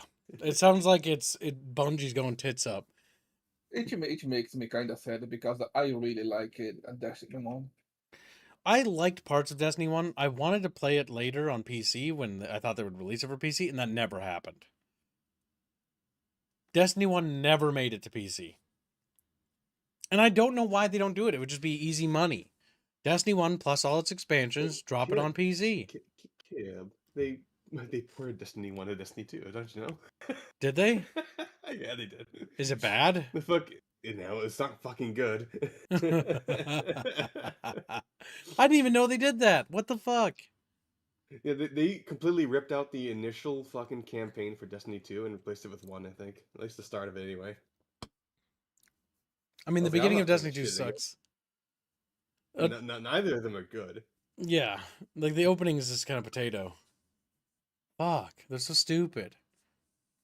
And the worst part is like when I play Destiny, I can feel a little bit of Halo there, just a little bit. That's why I hate it the most. As Halo reaches day on the end. It does. It has it, and you can feel it.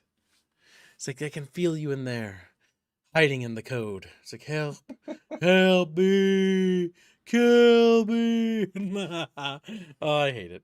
All right, as our focus turns. No, do what you did. Do what you did physically. Do that again. It looked funny. Like that? Or what? Yeah, like lean back, it's like help me, Help me! Yeah, I was leaning back in my chair, wiggling my head back and forth. I was pretending I was the code, strapped in terrible gameplay, going, help me! Oh my god. Well, yeah. You see, so yeah, Bungie as a studio is dead, and it's been dead for about a decade now. So they're finally dying. Dying is the word. They're They're finally dying. finally going to heaven as they belong. Ow, ow, ow, ow, ow, ow, ow, ow, ow, ow, ow. Actually, I scratched myself. I had a little scratch on my chest, but then I scratched too I hard. should find a shame. I had lots of fun with the first one. Clip your nails. No. Mm. They're clipped. But I stopped once they got super greedy with the DLCs and stuff. Yeah, I saw that. See, I've always been like, I intend to try Destiny again because I want to try it again because like I do want to try it, and I still do. But then I found out that, like, they gutted all the previous like content, and I'm like, now I don't. Yeah. Like then like I'm jumping in the middle of a story. I think I'd rather not. Like, not interested. No. And it seems like they have some DLCs that even if you buy, you can't use. Nope, you're not Gentleman allowed. donates a generous $2 and says Destiny died so Marathon could die. Beautiful. And thank you for your generous donations, chat. We're already a quarter of the way to today's goal. Check, wow. As they just like stare at us. You know, fins, mouth agape. Like that. My favorite thing about Destiny 2, says Cabal, is that they vaulted a shit ton of early expansion parts after people paid for it. Then they got sued by a sci-fi writer because those expansions stole ideas from his books. Damn. Wow. Don't steal ideas from me. Jesus. Now I'm worried about publishing my stuff. Fuck. Well, the reality is that Bungie's like creative team were stealing shit for a long while now. Yeah, we found out with Marathon. But they stole the art style from some woman. I'm not a big fan of that art style, but like they ripped she it. Didn't, no. They didn't just steal it, Kips. They fucking ripped the assets and just imprint. Yeah, they pasted it just into the fucking game. copy and paste. They didn't even change it. Yeah. They just ripped the assets. The thing is, you cannot copyright an art style. It's not. I don't think it's legal to do that. Not a legal expert, obviously, but I'm pretty sure you can't. But they didn't just do that. They literally took her artwork, Control C, Control V'd it into their game. And it's like, holy shit. That person, by the way, who did that should be blacklisted from the industry. No, they won't.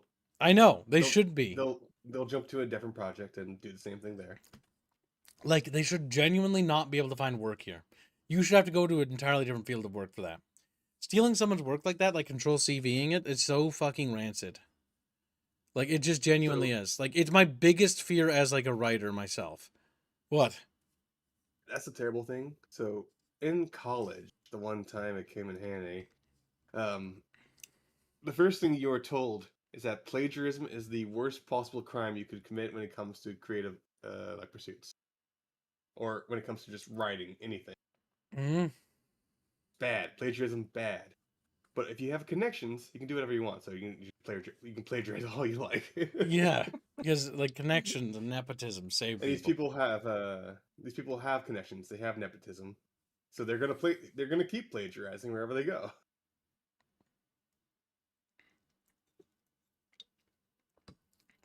It's called It is what it is. nepotism.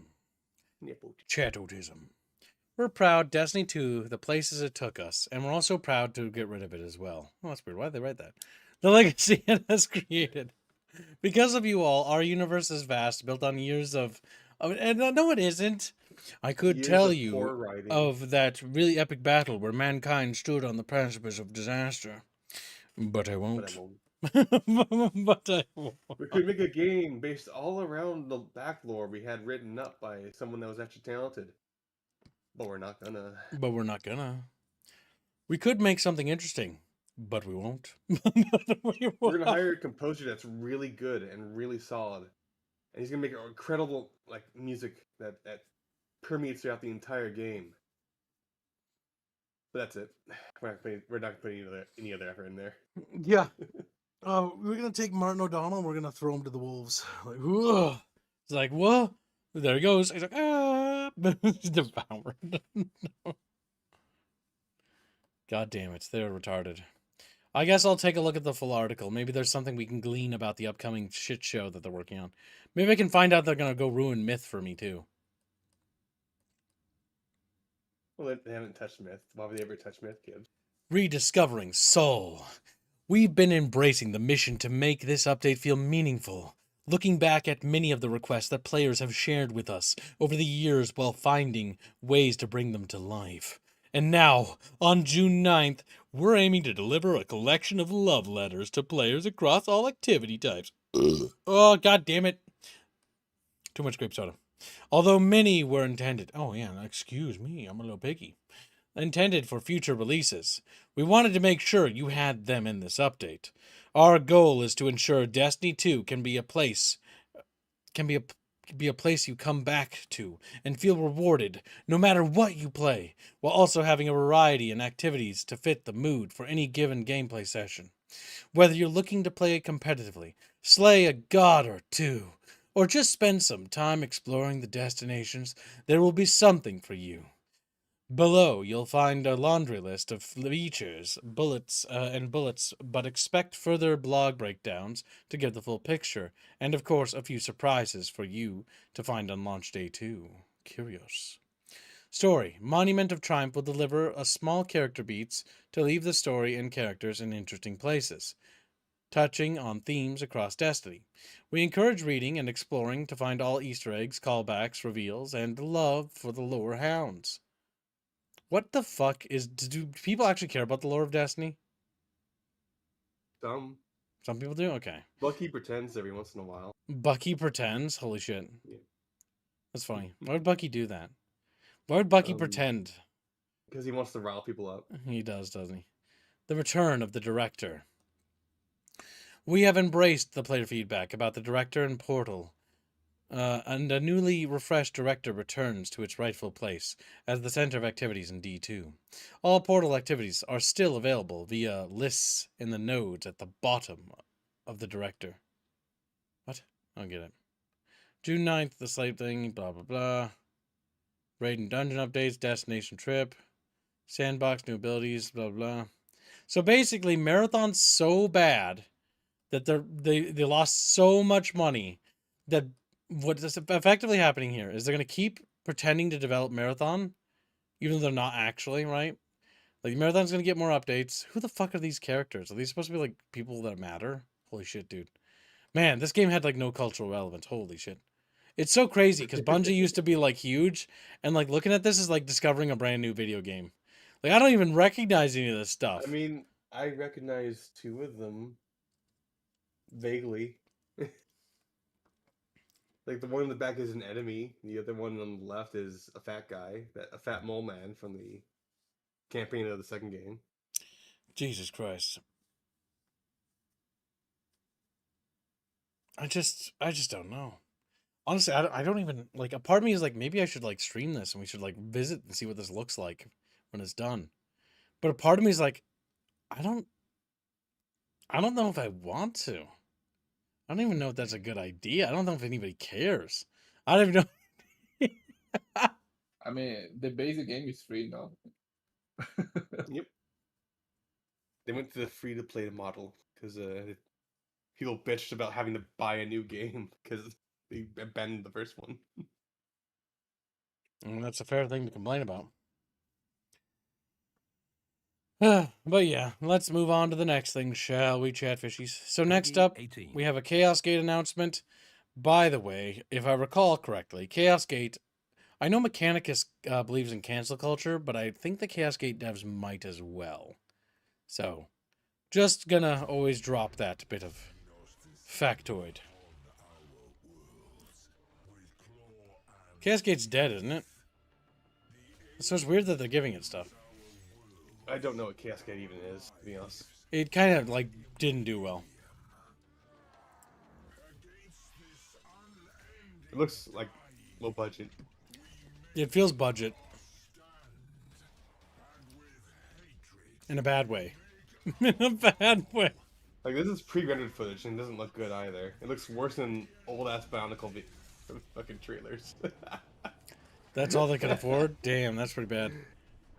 So we're going to talk about what is? That was pre-rendered.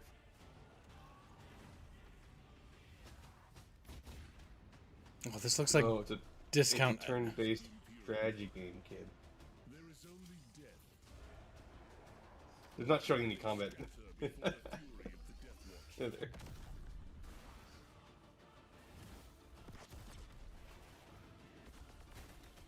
It doesn't look particularly good.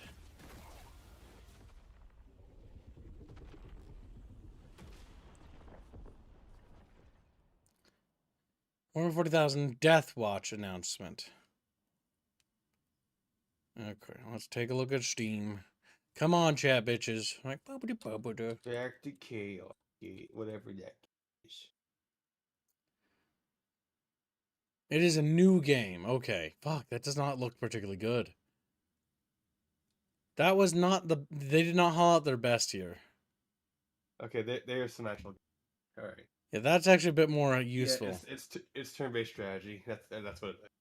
Turn-based tactics, it's not necessarily bad, but that trailer was not particularly good. And the model work here doesn't look good either.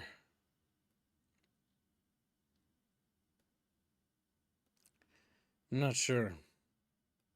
Yeah, it looks very mobile games. I'm sorry.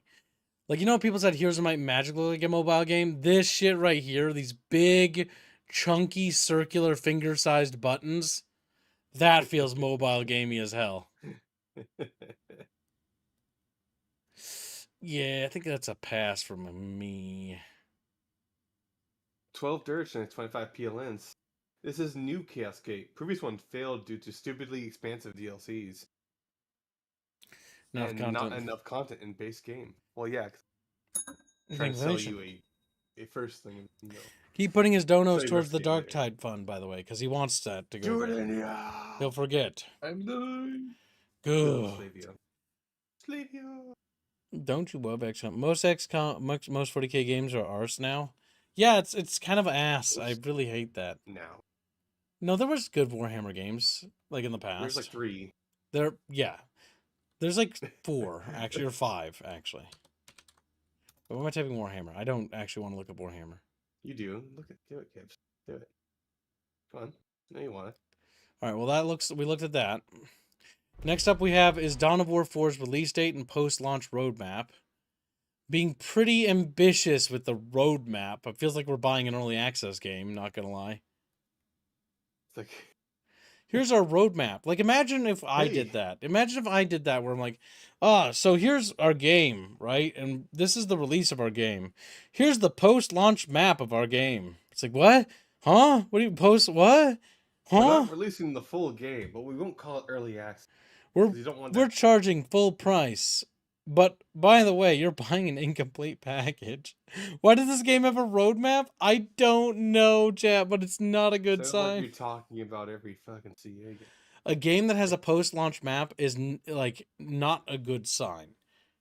In the sense that if it's an early access game like Subnautica 2, okay, yeah, it's active development. You're going to work with the players to make the game. Am I wrong here, chat? But as far as I'm aware, Dawn of War 4 is not launching into early access, is it? Dawn of War Snore. Let me see. Dawn of War 4. Before we watch this launch. trailer. Isn't that right, chat bitches? Like, chat bitches think that, Dawn of War Snore launches on September 17th, 2026. Retail price of $60, but is available at 10% discount during pre-order window. You're not banned, Primac Pepe. We don't ban people from chat. Unless they're, like, trying to, like, troll us. Unless you're creepy or stalker. Yeah. Or, like, bot raids or whatever. YouTube is dumb sometimes and they don't know. YouTube will sometimes censor you, though. But I can't stop them from doing that. Because I have no actual so power. Total War, Dawn of War, Total War, shut. Stupid squealing. Dawn of War 4 will have a starting factions of Spice Girls, Adeptus Mechanicus, Orcs, and Necrons. Okay. They have a roadmap of Crusade mode. Lord Omlix Last Stand? Lord adding a character to the Last Stand. Alright, we'll watch the trailer. That's all in this anyways. Peggy 18. Peggy 18. In the grim, dark future, there's a roadmap. It's like, ah! There's only early access. Only early access. It's rewind the planet like it's like partially being developed or something. Like it's only roadmaps. And like the planet is just like lines of code not developed. It's like, you know, like the point of expansion is not to essentially finish the game, but to add on to a game that was already successful. Yes, an expansion is usually made in the olden days. An expansion was made usually not really planned ahead. Like it was like, okay, we have an idea, we might do something, but then the game sold and it sold really well. And they're like, oh, quick, we're gonna rapidly fire out an expansion before we work on the next game. Because additional revenue is built on the old game. Scarred by ages past, harboring relics of power long forgotten. This better not be for consoles, by the way, because right now this visually looks kind of bad. And this is 2026, and this looks like this game came out for like 2012. But yeah, Tyrus is right there. The Space Marines, the Adeptus Mechanicus, the Orcs, the Necrons. Duty, knowledge, brutality, annihilation. The next chapter begins. Holy shit. Annihilation. The next. Oh my god, Console. that looks so bad. What the fuck? Kev, it's not fair. It's a model. Yeah, Look at the bottle. Look at the textures. It's terrible. Nice fucking model. Look, as you can see, it's a straight line, and it's just like. Don't be mean, kids. You can count them. Don't be mean, kids. It's not mean. It looks They're a small bad. indie studio, kid, like Blizzard, kid. Don't be mean. Oh Dude, no! multi-billion-dollar I'm company. pretty sure this model would work in Dawn of War 1.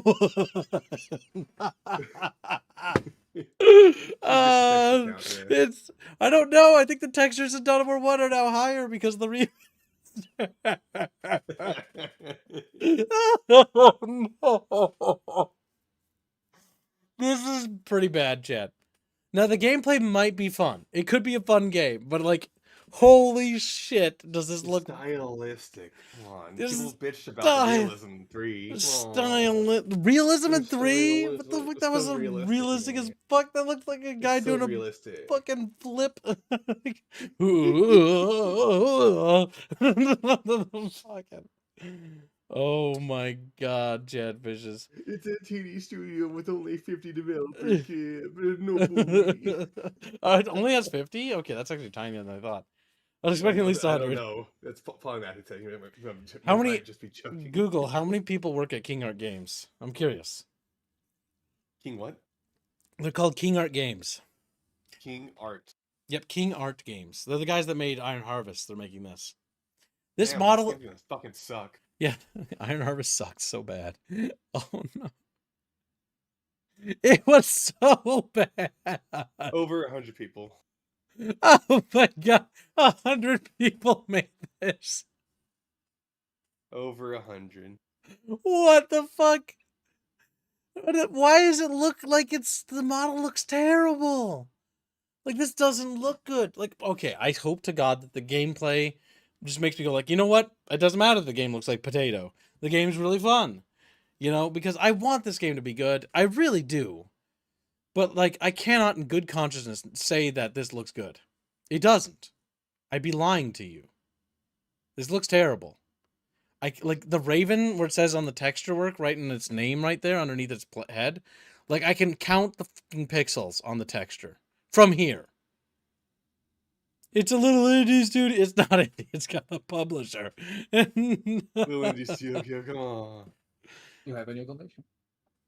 12.25 Polish bucks says the roadmap is answer to fans, devs promised campaign like Dawn of War Dark Crusade and Last Stand mode for Dawn of War 2. As I said earlier, they will be released, but they will be after release. See, here's the issue. Just delay the game and finish them. Like, why? Like, focus on finishing the game, do that, and then don't do it. Like, don't fucking, I don't know. I don't feel good about it, 12 Dirk. I think it's bad. I think it's a bad idea. Let's keep watching. Begins September the 17th. But on Cronus, war does not end with a single campaign. Over time, the conflict deepens, beginning this fall with Crusade mode, a living campaign. So, I do like the fact that the planet rotates. That's actually cool.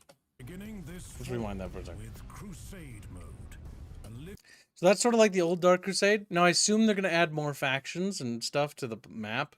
Because, like, I will point out that, like, they own, like, half of Cronus. You know what I mean? But that is cool. Cronus. The campaign map thing is cool. And I do see, like, persistence and campaign mechanics here. That is good. But I would rather just wait for this. I want this now. Work in progress, not final. campaign. Yeah, because only 4 factions in launch. Which is, oh my god, is the no, the orcs aren't starting. No, yeah. The chaos started over here. This used to be a jungle here. And then the Imperial Guard started over there. The Space Marines started up there. Over in the mountains, the tower here. Yeah. I'm recognizing this schmip. 12 Dirk says conquest campaign, story campaign will be on the release. Good. Of conquest, where every decision. Now I'm not gonna lie to you, chat. I'm not gonna lie to you. The campaign, the single player campaign is probably gonna be like, they should focus more resources on the fucking Crusade map thing, because the Crusade map introduces so much replay value, especially if they add more races like the Eldar, the Tautards, the fucking Guardtards. Like Spice Girls. Yeah, that's fine. Like, every Dawn of War launched with 4 factions. I've been a fan of Dawn of War since day 1. I was there in the beginning as a little child. I managed to trick my mom into getting me a copy. Cleverly. And I did Cyrus, it. the main character, though. I don't know. Cyrus doesn't feel like he should be, but he is. Like, he's Steve Bloom. He's not really main character. Yeah, Steve Bloom really isn't a main character. He's kind of like he really doesn't. He really doesn't feel like he should be the main character. But this is nitpicking. Maybe you can choose different commanders. I think maybe. Yeah. But yeah, I'm not a big fan of the early access development thing. I don't like that at all. I'm not gonna lie to you. Every victory reshapes the battlefield. I don't like the user interface. Mostly because it makes me feel like it's Total War. And I hope it's not. I hope it's not. Oh, the Total War unit bar thing. I don't know. Who knows? Maybe it'll grow on us. There's a build menu in the bottom right. There's some special call-ins there too. You got like an airstrike thing, an orbital strike thing, and a little thing with a cross on it. So probably some sort of buff thingy. Mission log in the top left for objectives. Chapel Barracks research complete. We need more requisition. Upgrade requisition points. It is actually just the Total War fucking unit bar. Yeah, the unit bar is. The map location being in the bottom left is not Total War. Or I don't think it is. I think that's more traditional RTS. It has more space than the like Dawn of War 1 unit bar, but I'm just checking. With Total War, like Warhammer 40K is coming out. Like I don't think I want to have the exact same thing in it. The minimap looks like Dawn of War 3. Yes, it does actually.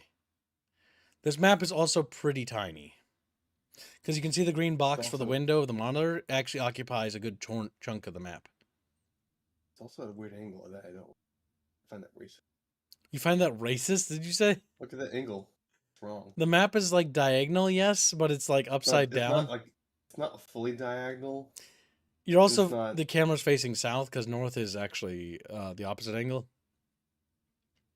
Like, does it shift with which direction you're looking? If that's the case, then fine, but... Yeah, probably. I mean, it will, because the north angle of the map can't... Like, if you rotate the camera and the north angle stays the same, Squeal, that implies that the The polarity of the planet just is shifting away. It's like, whoa. And every loss echoes across the war. Build your Yeah, army, it turns. Okay, good. dominate the map, command less retarded. leaders and armies. On Cronus, This looks like a console RTS. then crusade. Like graphically, that's what concerns me, my boys. With the addition of Lord Armnock and Guzcutter. Forge. Kids, you're gonna have to buy so many share map your packs. own battles with the mission. No, they're not going to make them paid map packs. They're just going to add more maps to the game. That I'm fine with. If they charge for these map packs, that'd be fucking outrageous. Editor.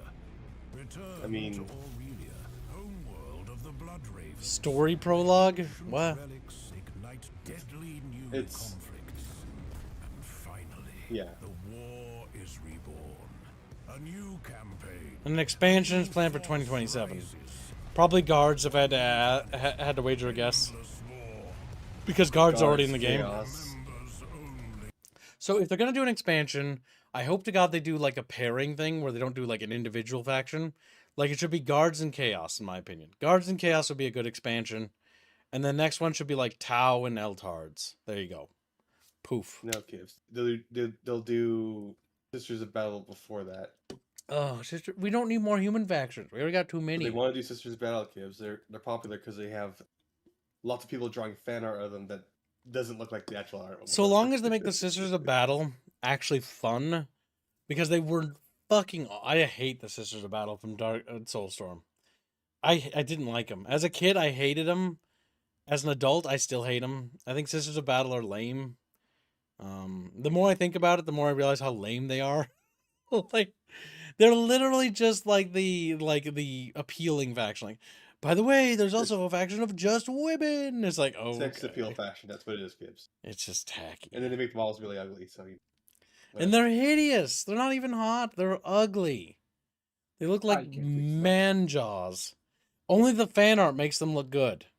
And I'm right about that, chat.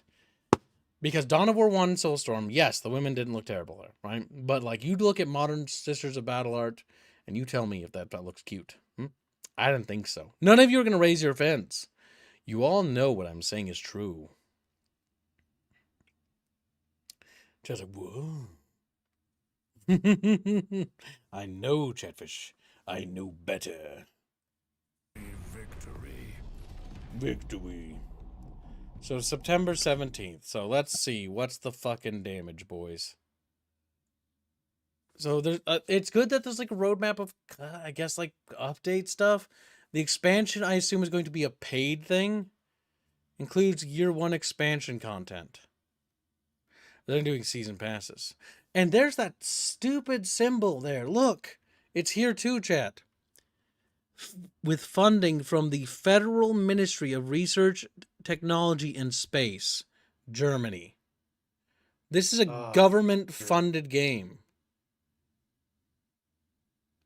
I would expect lots of random diversity. It's Germany. I don't know. I feel like I'm too intelligent to believe anything anymore. Yeah, At face value. Maybe you are Reddit. Damn. I wish I wasn't. I wish I was naive. But like I'm so used to being lied to. I don't think you heard me whatsoever, actually. No, I already know what you said. My intelligence so great. No, it's because of experience. I've been fucked by this franchise how many times? What's a few more times? So, Technically 2. So Dawn of War has a standard edition. The Commander edition comes with 3-day early access, streamer tax, assholes. All right. Oh, that's rancid. Blood Raven's story prologue, new faction and expansion, campaign expansion, and then the soundtrack. I hope the soundtrack's good. think about it this way, kids. You're buying the DLC early before the game fails. It's $80 fucking dollars. Holy shit. Nice. Chumba's gonna kill you. That's just kids. Because it's I have to step out for a little. get back Have a here. good one. Traitor! I don't know, chat. This game irks me, mostly because it's like, I just don't have confidence in King Art Games. And because King Art Games has a terrible tendency to, let's just say, make very not so good games. Iron Harvest. Oh, no, it's paused. Does Iron Harvest look visually better than Dawn of War 4? Yes, it does, actually. It actually looks like it's on par, like the same era. No, I think it actually looks better, to be honest. Look at those mechs.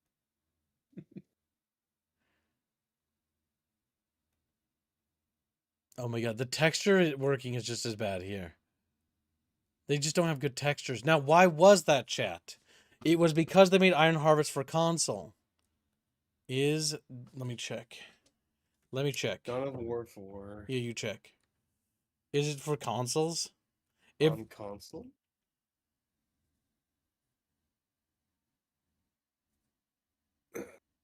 Let's see. It's not coming to consoles. So maybe there is hope. You know, I remember when games that would, like, developers would make different versions of a game to place onto different, on different platforms, you know? They do not have the infrastructure or ability to do that anymore. That was a different time. I was just remembering a time when, Yes. the GBA version, there's the fucking game, the Game Boy Color version, the PlayStation the 1 version, DS the version, PC yeah. version. And they're all dramatically different games, but they're all technically the same. Yeah. They're all made by different studios. That was only achievable back when EA was in the golden age, and some other studios like Ubisoft had actual power. Because those were basically, there were actually several different games, all made about the exact same thing, following the same cliff notes and research, but all adapted for different systems. That was a very different era.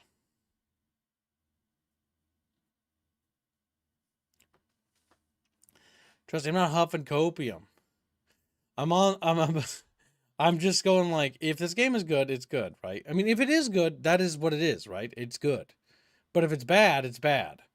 And when I look at it, a part of me goes like, it doesn't look good. It looks like it'll be okay.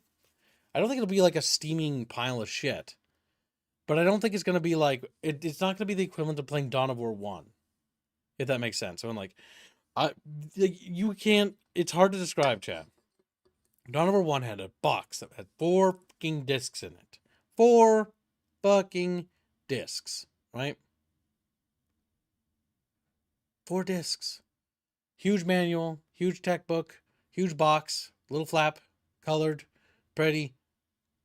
And it was fucking awesome. Dawn of War 1 was awesome. You install all 4 discs, the hype to play the game was insane. It's like something that we have never experienced and never will again.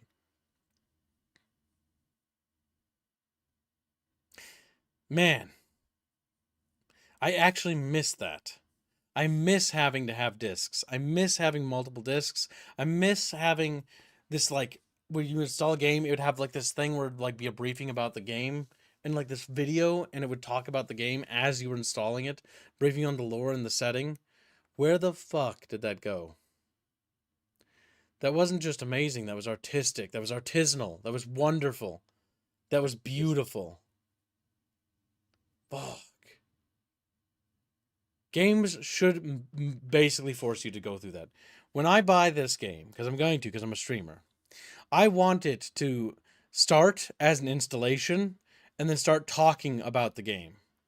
And I don't want it just to be like, yeah, it installed for me and like with Steam. I want it to be like, I want it to have aura. No game anymore has aura. Like, you know what makes me mad? You know what I hate?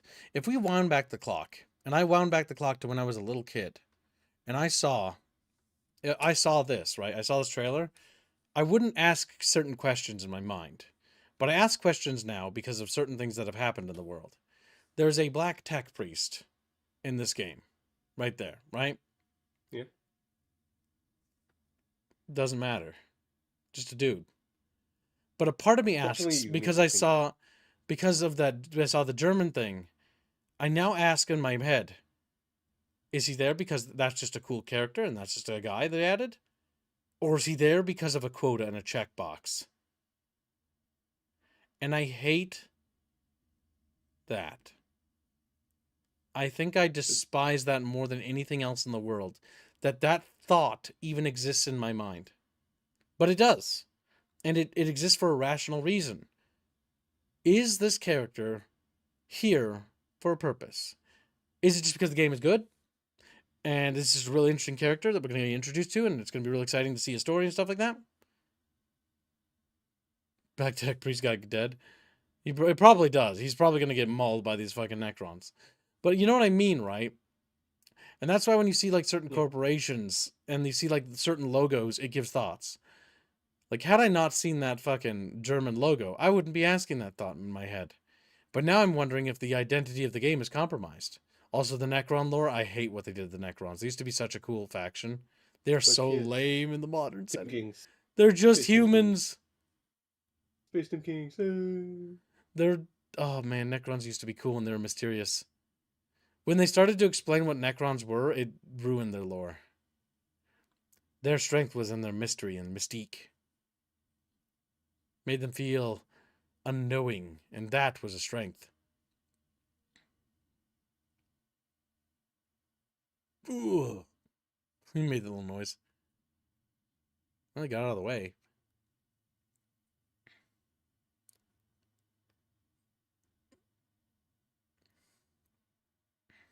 We can blame Black Guy for opening Necron Tombstone. He probably shouldn't have done that. Isn't that supposed to be a Crawl, or whatever his name was?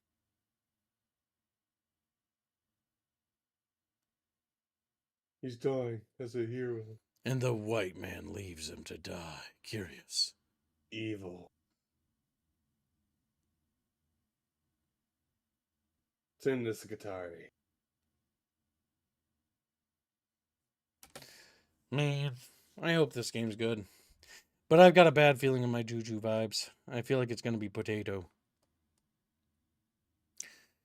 And I gotta buy an $80 version of it too, which leaves a really rotten taste. Oh well. Think about it, Kibbs. You're buying the expansion early, so you don't have to spend money later. Think about it. What if it's terrible?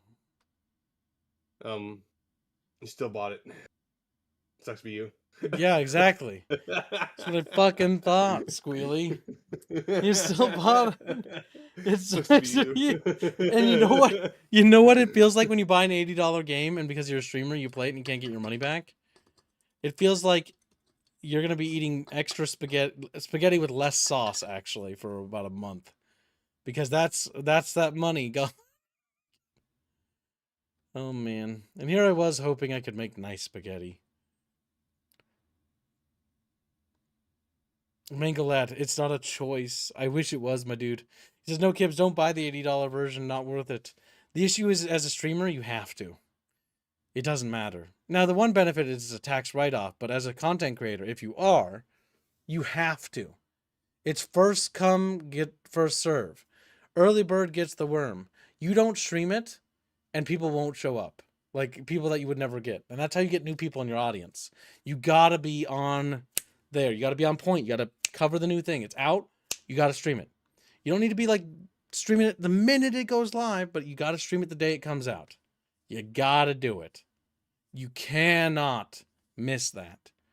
Because if you miss that opportunity, once that ship sails, it's gone. And you missed out. And you have to do it. Yes, I know you do, Mangalette. All of you do. All of you do. But we got to get new fishes. The more new chatfishes I get, the more donos we make. The more donos we make, the less likely it is that I disappear. You know, from like the internet because I can't afford to keep going. It's a matter of survival. It's a matter of food. It's a job. This is the unfortunate nature of being a yubtubber. Yubtubber has to buy trash and pay for worthless fucking stupid deluxe editions to get stupid 3-day early access things. Because if you don't, you get fucked. You're gonna get an art book. Yeah, but dude, you're gonna get the. I soundtrack. don't care. Can't think about. I don't it. even It's- care it's- about the expansion. it's I worth just it. don't want to You're pay. gonna get the soundtrack you'll never listen to outside of YouTube. Can't Yeah, I'm fucking just get use it. YouTube, and that's the worst part. Like, fuck. He laughs, but it's fucking true. That's the worst part. It's not funny because it's true. I think streamers deserve to suffer, so this is a good thing. Yes. I just want to survive. I just want to live. Yeah, pretty much. Yeah, pretty much. Yeah, pretty much. Yeah, that seems about right. That's about right. Just want to make it. I just want to see the sunrise one more time. As I sit inside my apartment, windows like covered. Oh, what's the sun look like? It's just like, "Eep." What is the sun? Bring me the sun. All right, we need to move on because we've got the nasty topics I don't want to cover. And they're here. All right, let's get this shit over with. Hell snuggers. No actual gameplay. Well, yeah, because it's purely. I know, it's just funny that it says that.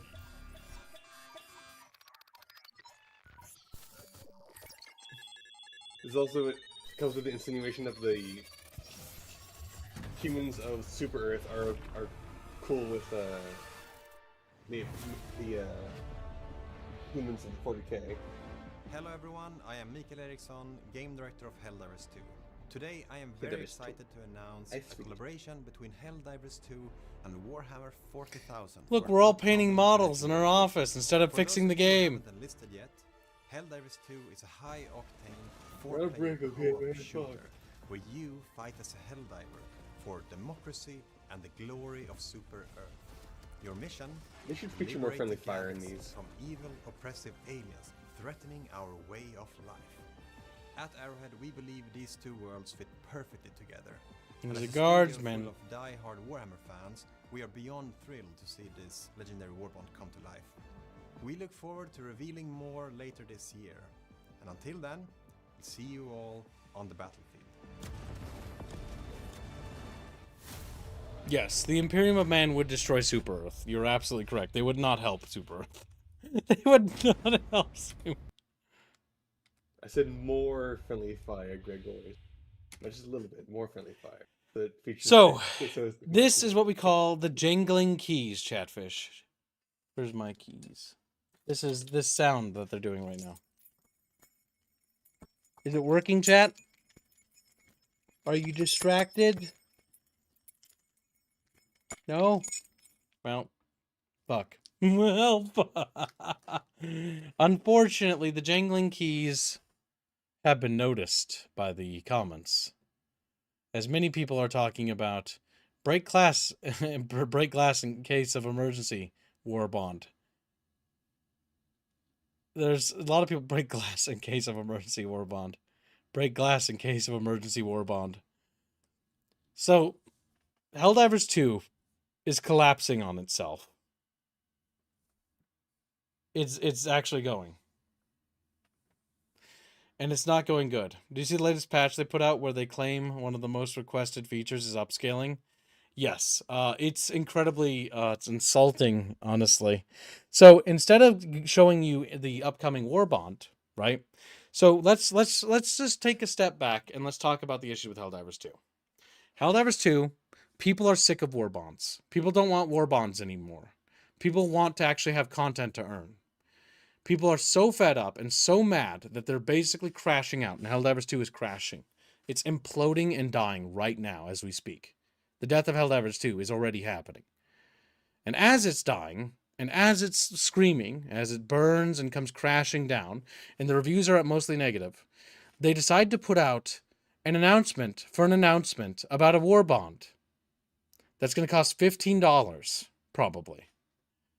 Instead of fixing anything, followed by a patch that adds AI fake fucking frames, upscaling, that doesn't fix any problems that people have with the game at all. And it's so tonally deaf. It's so insulting that it's hard to put into words how angry this makes me feel.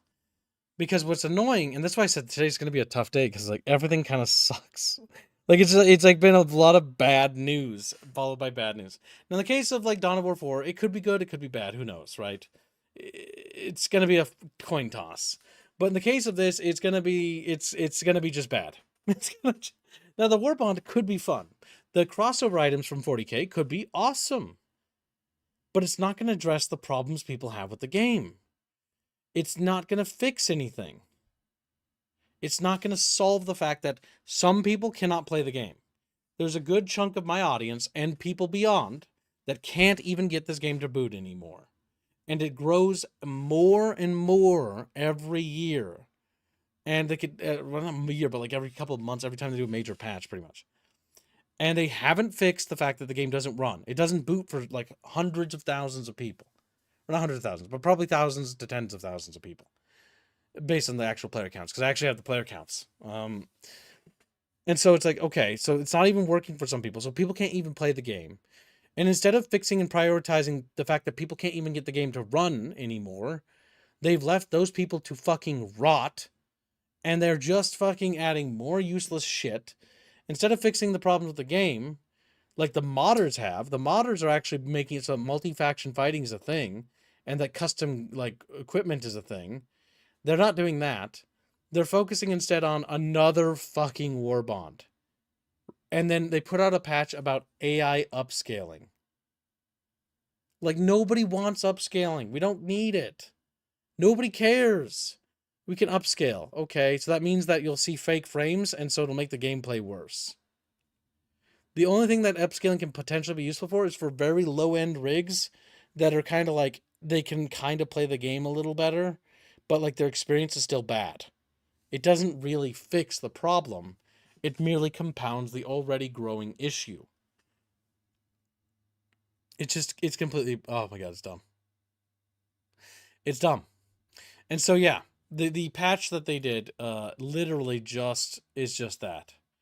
It's literally like, we heard what you wanted most, and what you wanted most was all these hand-picked pictures from Reddit. Yes, that's right.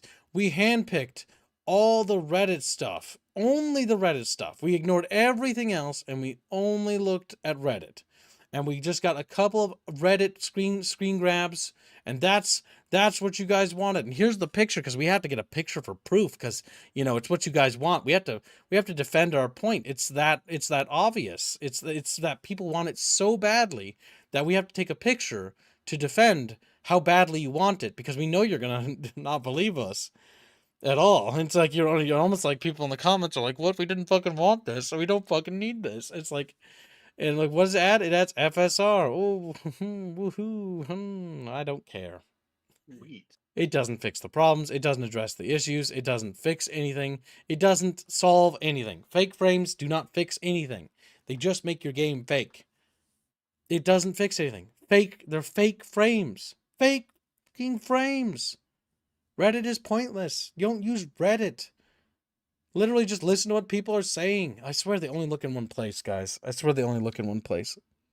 And it's fucking Reddit of all places. This game is truly fucking lost. It's a lost cause.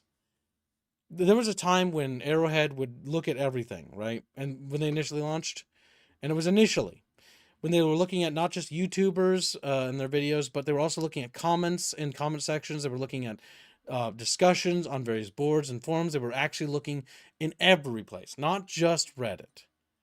But it kind of feels like it's too scary to go anywhere else besides the safe, nuzzled, warm, and tolerant Reddit that tolerates us and our opinions and nobody else's. So it's like one of those things where it's like, holy shit, guys, help me. Genuinely help me.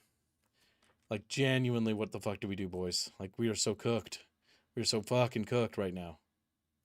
Like, is any of these from anything that isn't our Helldivers?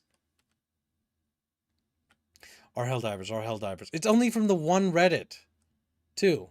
Our Helldivers. Any of this from any other locations, potentially? Where they could potentially get actual feedback, besides curated feedback? Our Helldivers, our Helldivers, our Helldivers, our Helldivers. They're all asking for DLSS and upscalers, curious. They censored the names, so you know. I don't care about the names. I don't question whether they're real people or not. I just question that I do. all these things, all these posts are just from the same Reddit. We heard you loud and clear. We hear you. They've turned that into a fucking slogan at Arrowhead. It's a goddamn slogan to say that now.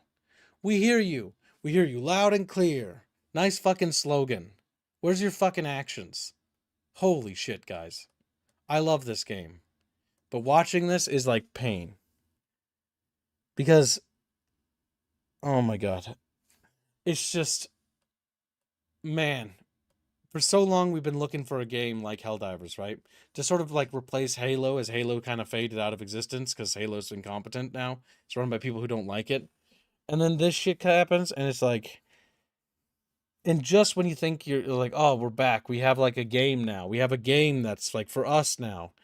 And then they just don't seem to care at all.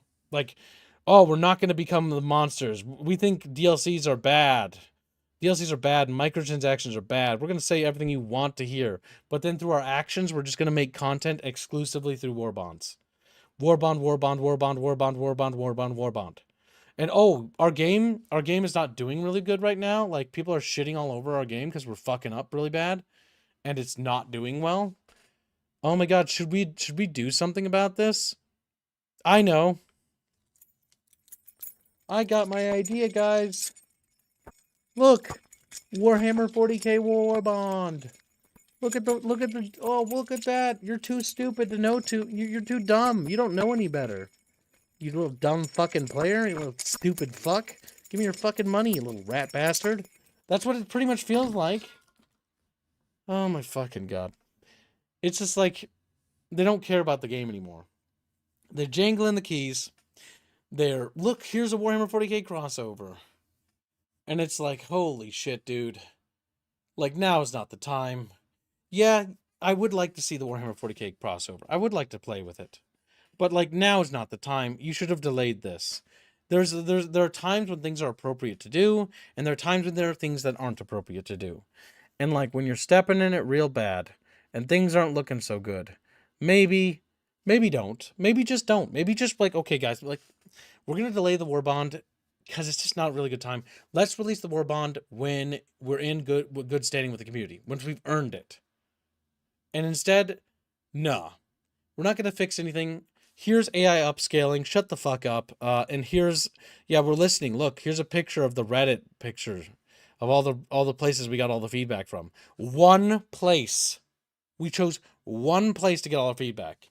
We didn't check anywhere else because we didn't dare, because we might have to actually deal with some criticism that might be hard to swallow.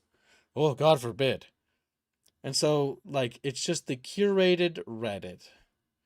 It's like, all right, boys.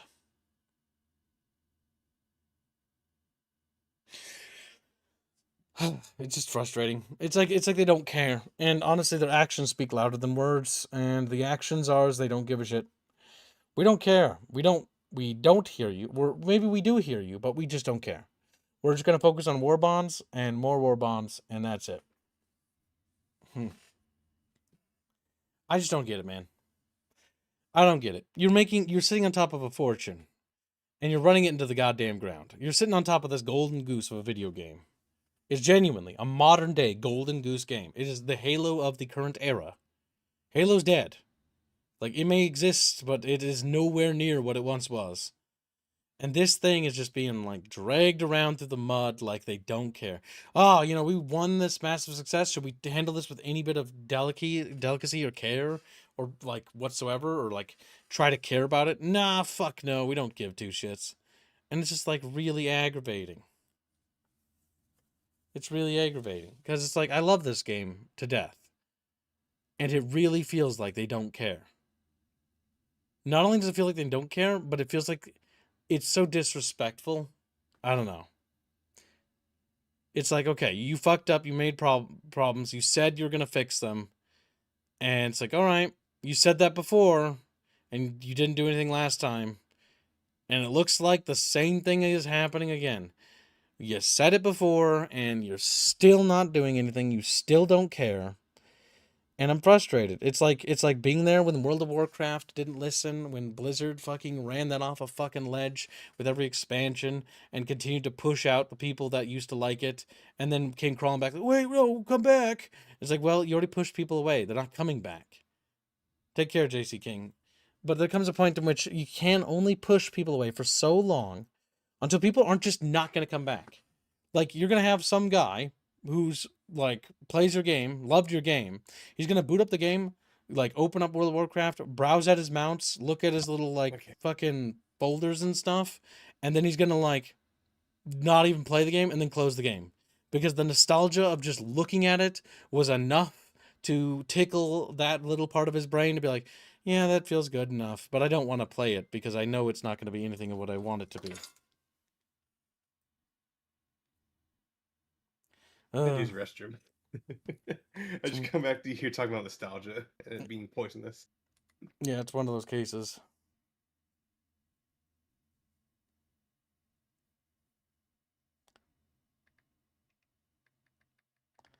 But yeah, it's just one of those things.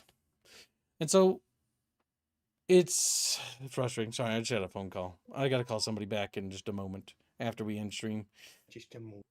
But yeah, so when it comes to Helldivers 2 is getting a war bond, legendary war bond, it doesn't feel good. It doesn't feel right. It doesn't feel like this feels like we should earn it.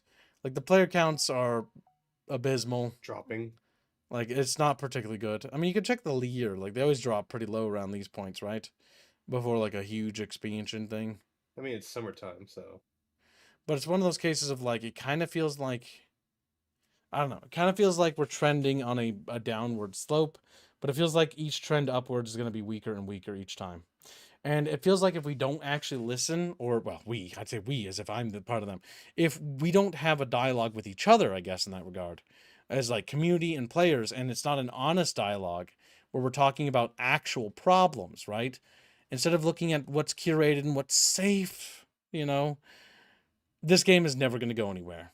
Helldivers 2 is going to have peaked, and this was as good as it got. And enjoy it while you have it, is all I can say. Because in time, it will fade away. And as it fades away, there will be nothing to replace that thing. It'll be gone. I don't know. But yeah, it's just frustrating, boys. And it's one of those things like we've been down this road with many games and many franchises before. It's just not going to change unless they actually do something. It's like, this is a game not for everybody. It's like, okay, but like, what does that mean?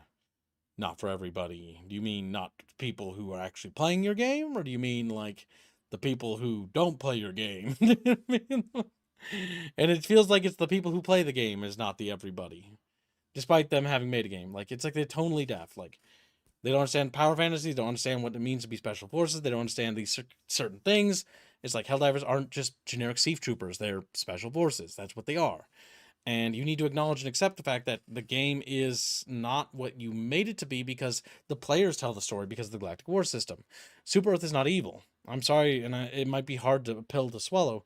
They may not be a good government. They may not be a good place to live. I wouldn't want to live under Super Earth. I think it'd be pretty awful, honestly. But if you put me in the Helldivers universe, and I have my choice of Super Earth, and I've got fucking the automatons, or the Terminids, or the Illuminate, there's only one real clear choice when surrounded by all other options being a absolute nightmare. The best solution is, well, the one that's going to be the hardest pill to swallow, which might be the realization that Super Earth isn't as evil as we like to play them out to be. And when you have a game where the story is driven by the players determine the narrative. The players chose to save children. The players chose to save soldiers trapped and being surrounded and being wiped out. They chose time and time again, they chose the right option. They chose to do the right thing. And because the players chose that, they chose the morally correct choice. That means that Super Earth is morally on a good standing. They care about people. And so releasing out-of-touch trailers where Super Earth guys are shooting like fucking each other in the back and it's like, haha, blowing each other up. It's like, you really lost the right to tell the story. You handed us the torch. Yeah, it's not even that like, I tell the story or like Juan or Squealy. It's the community. And if the community shifts its tone, then that's the will of the story and that's where it goes. It's told by the community now. That's where you handed it. And so that's ultimately where the story belongs. If the Helldivers choose to stop saving children's hospitals, then we become the bad guys, maybe. Yeah. That's just how it'd be, right? But they haven't done that yet. And so right now, the story is determined by the players, not the developers. They forfeited that right. They help enable the storytelling, but like any good GM, all GMs must remember one key thing. You're there to tell the story with the player, not preach your own story. You're there to experience a story together. It's the story you forge as a team. It's not a GM versus player thing, but they've turned it into that. It's a we should be having an adventure together. We should be exploring this universe, not fucking like opposed to each other. Like, oh fuck you, Joel, or fuck you, Helldivers or Arrowhead or whatever.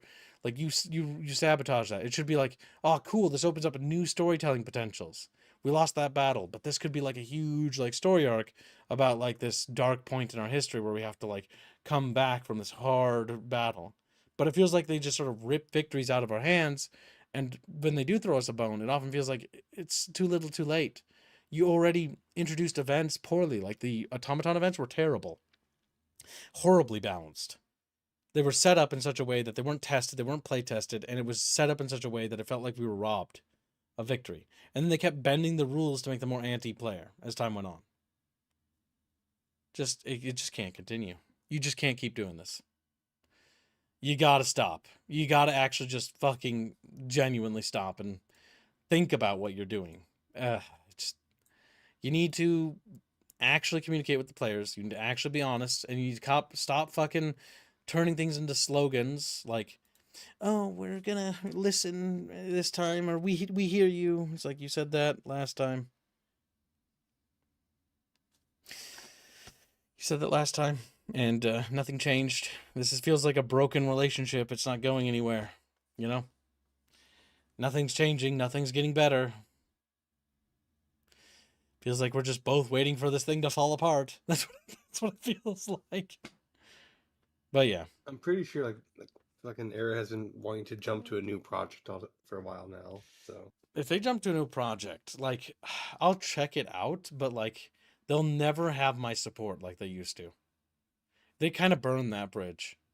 And I felt like I was pretty much on their team trying to like bat for them because I was like, yeah, I felt like they were an underdog trying to fight against, Sony, trying to make a good game, trying to do the right thing.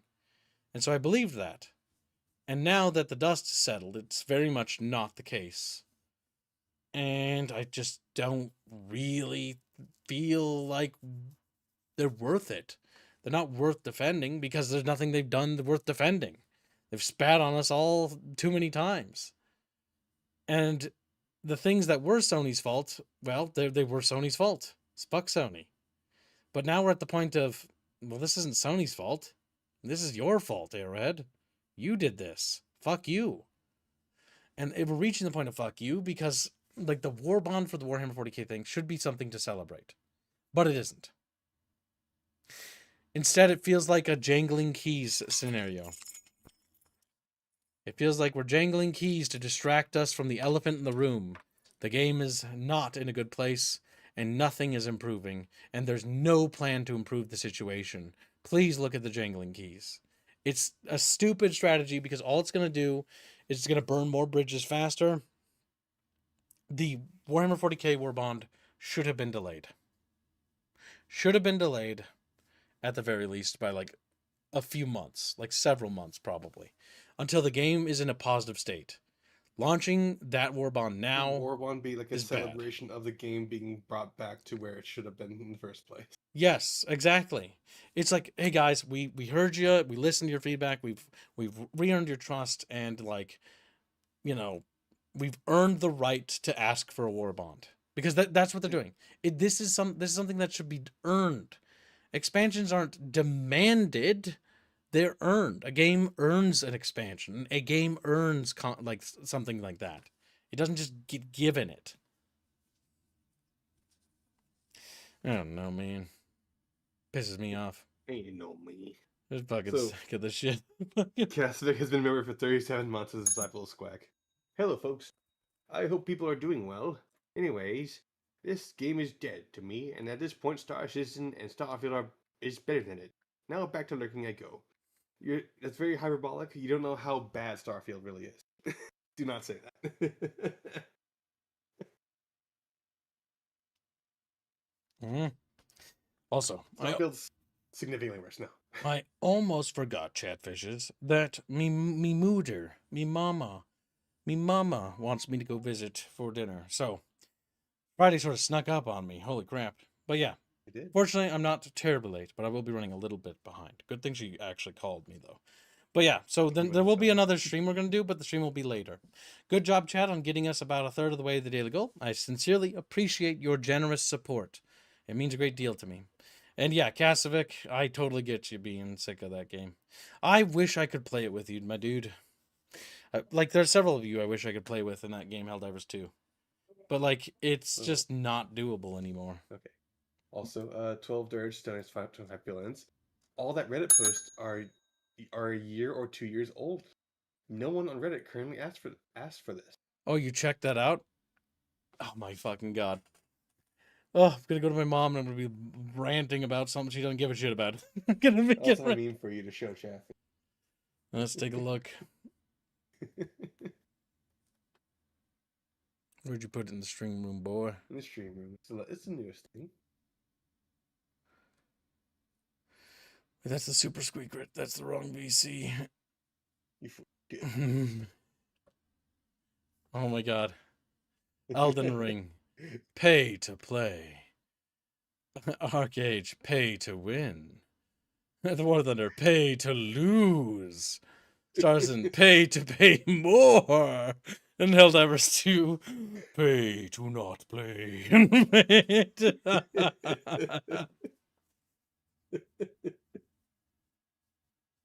That was funny, so I posted it. This is kind of unfortunate to the reality of things. All right, Chatfishes. I'll be heading out to go say hi to me Mima. Be sure to drop a like if you like our stream. If not, no worries, no harm, no foul. And we will see you guys in the next stream, which will be delayed by about a couple hours. So thanks for your generous donations. Thanks for helping us out with the daily goal. Really appreciate it, guys. And we'll see you in the next stream. Have a great day, chat. Goodbye. Have a good one. Yeah.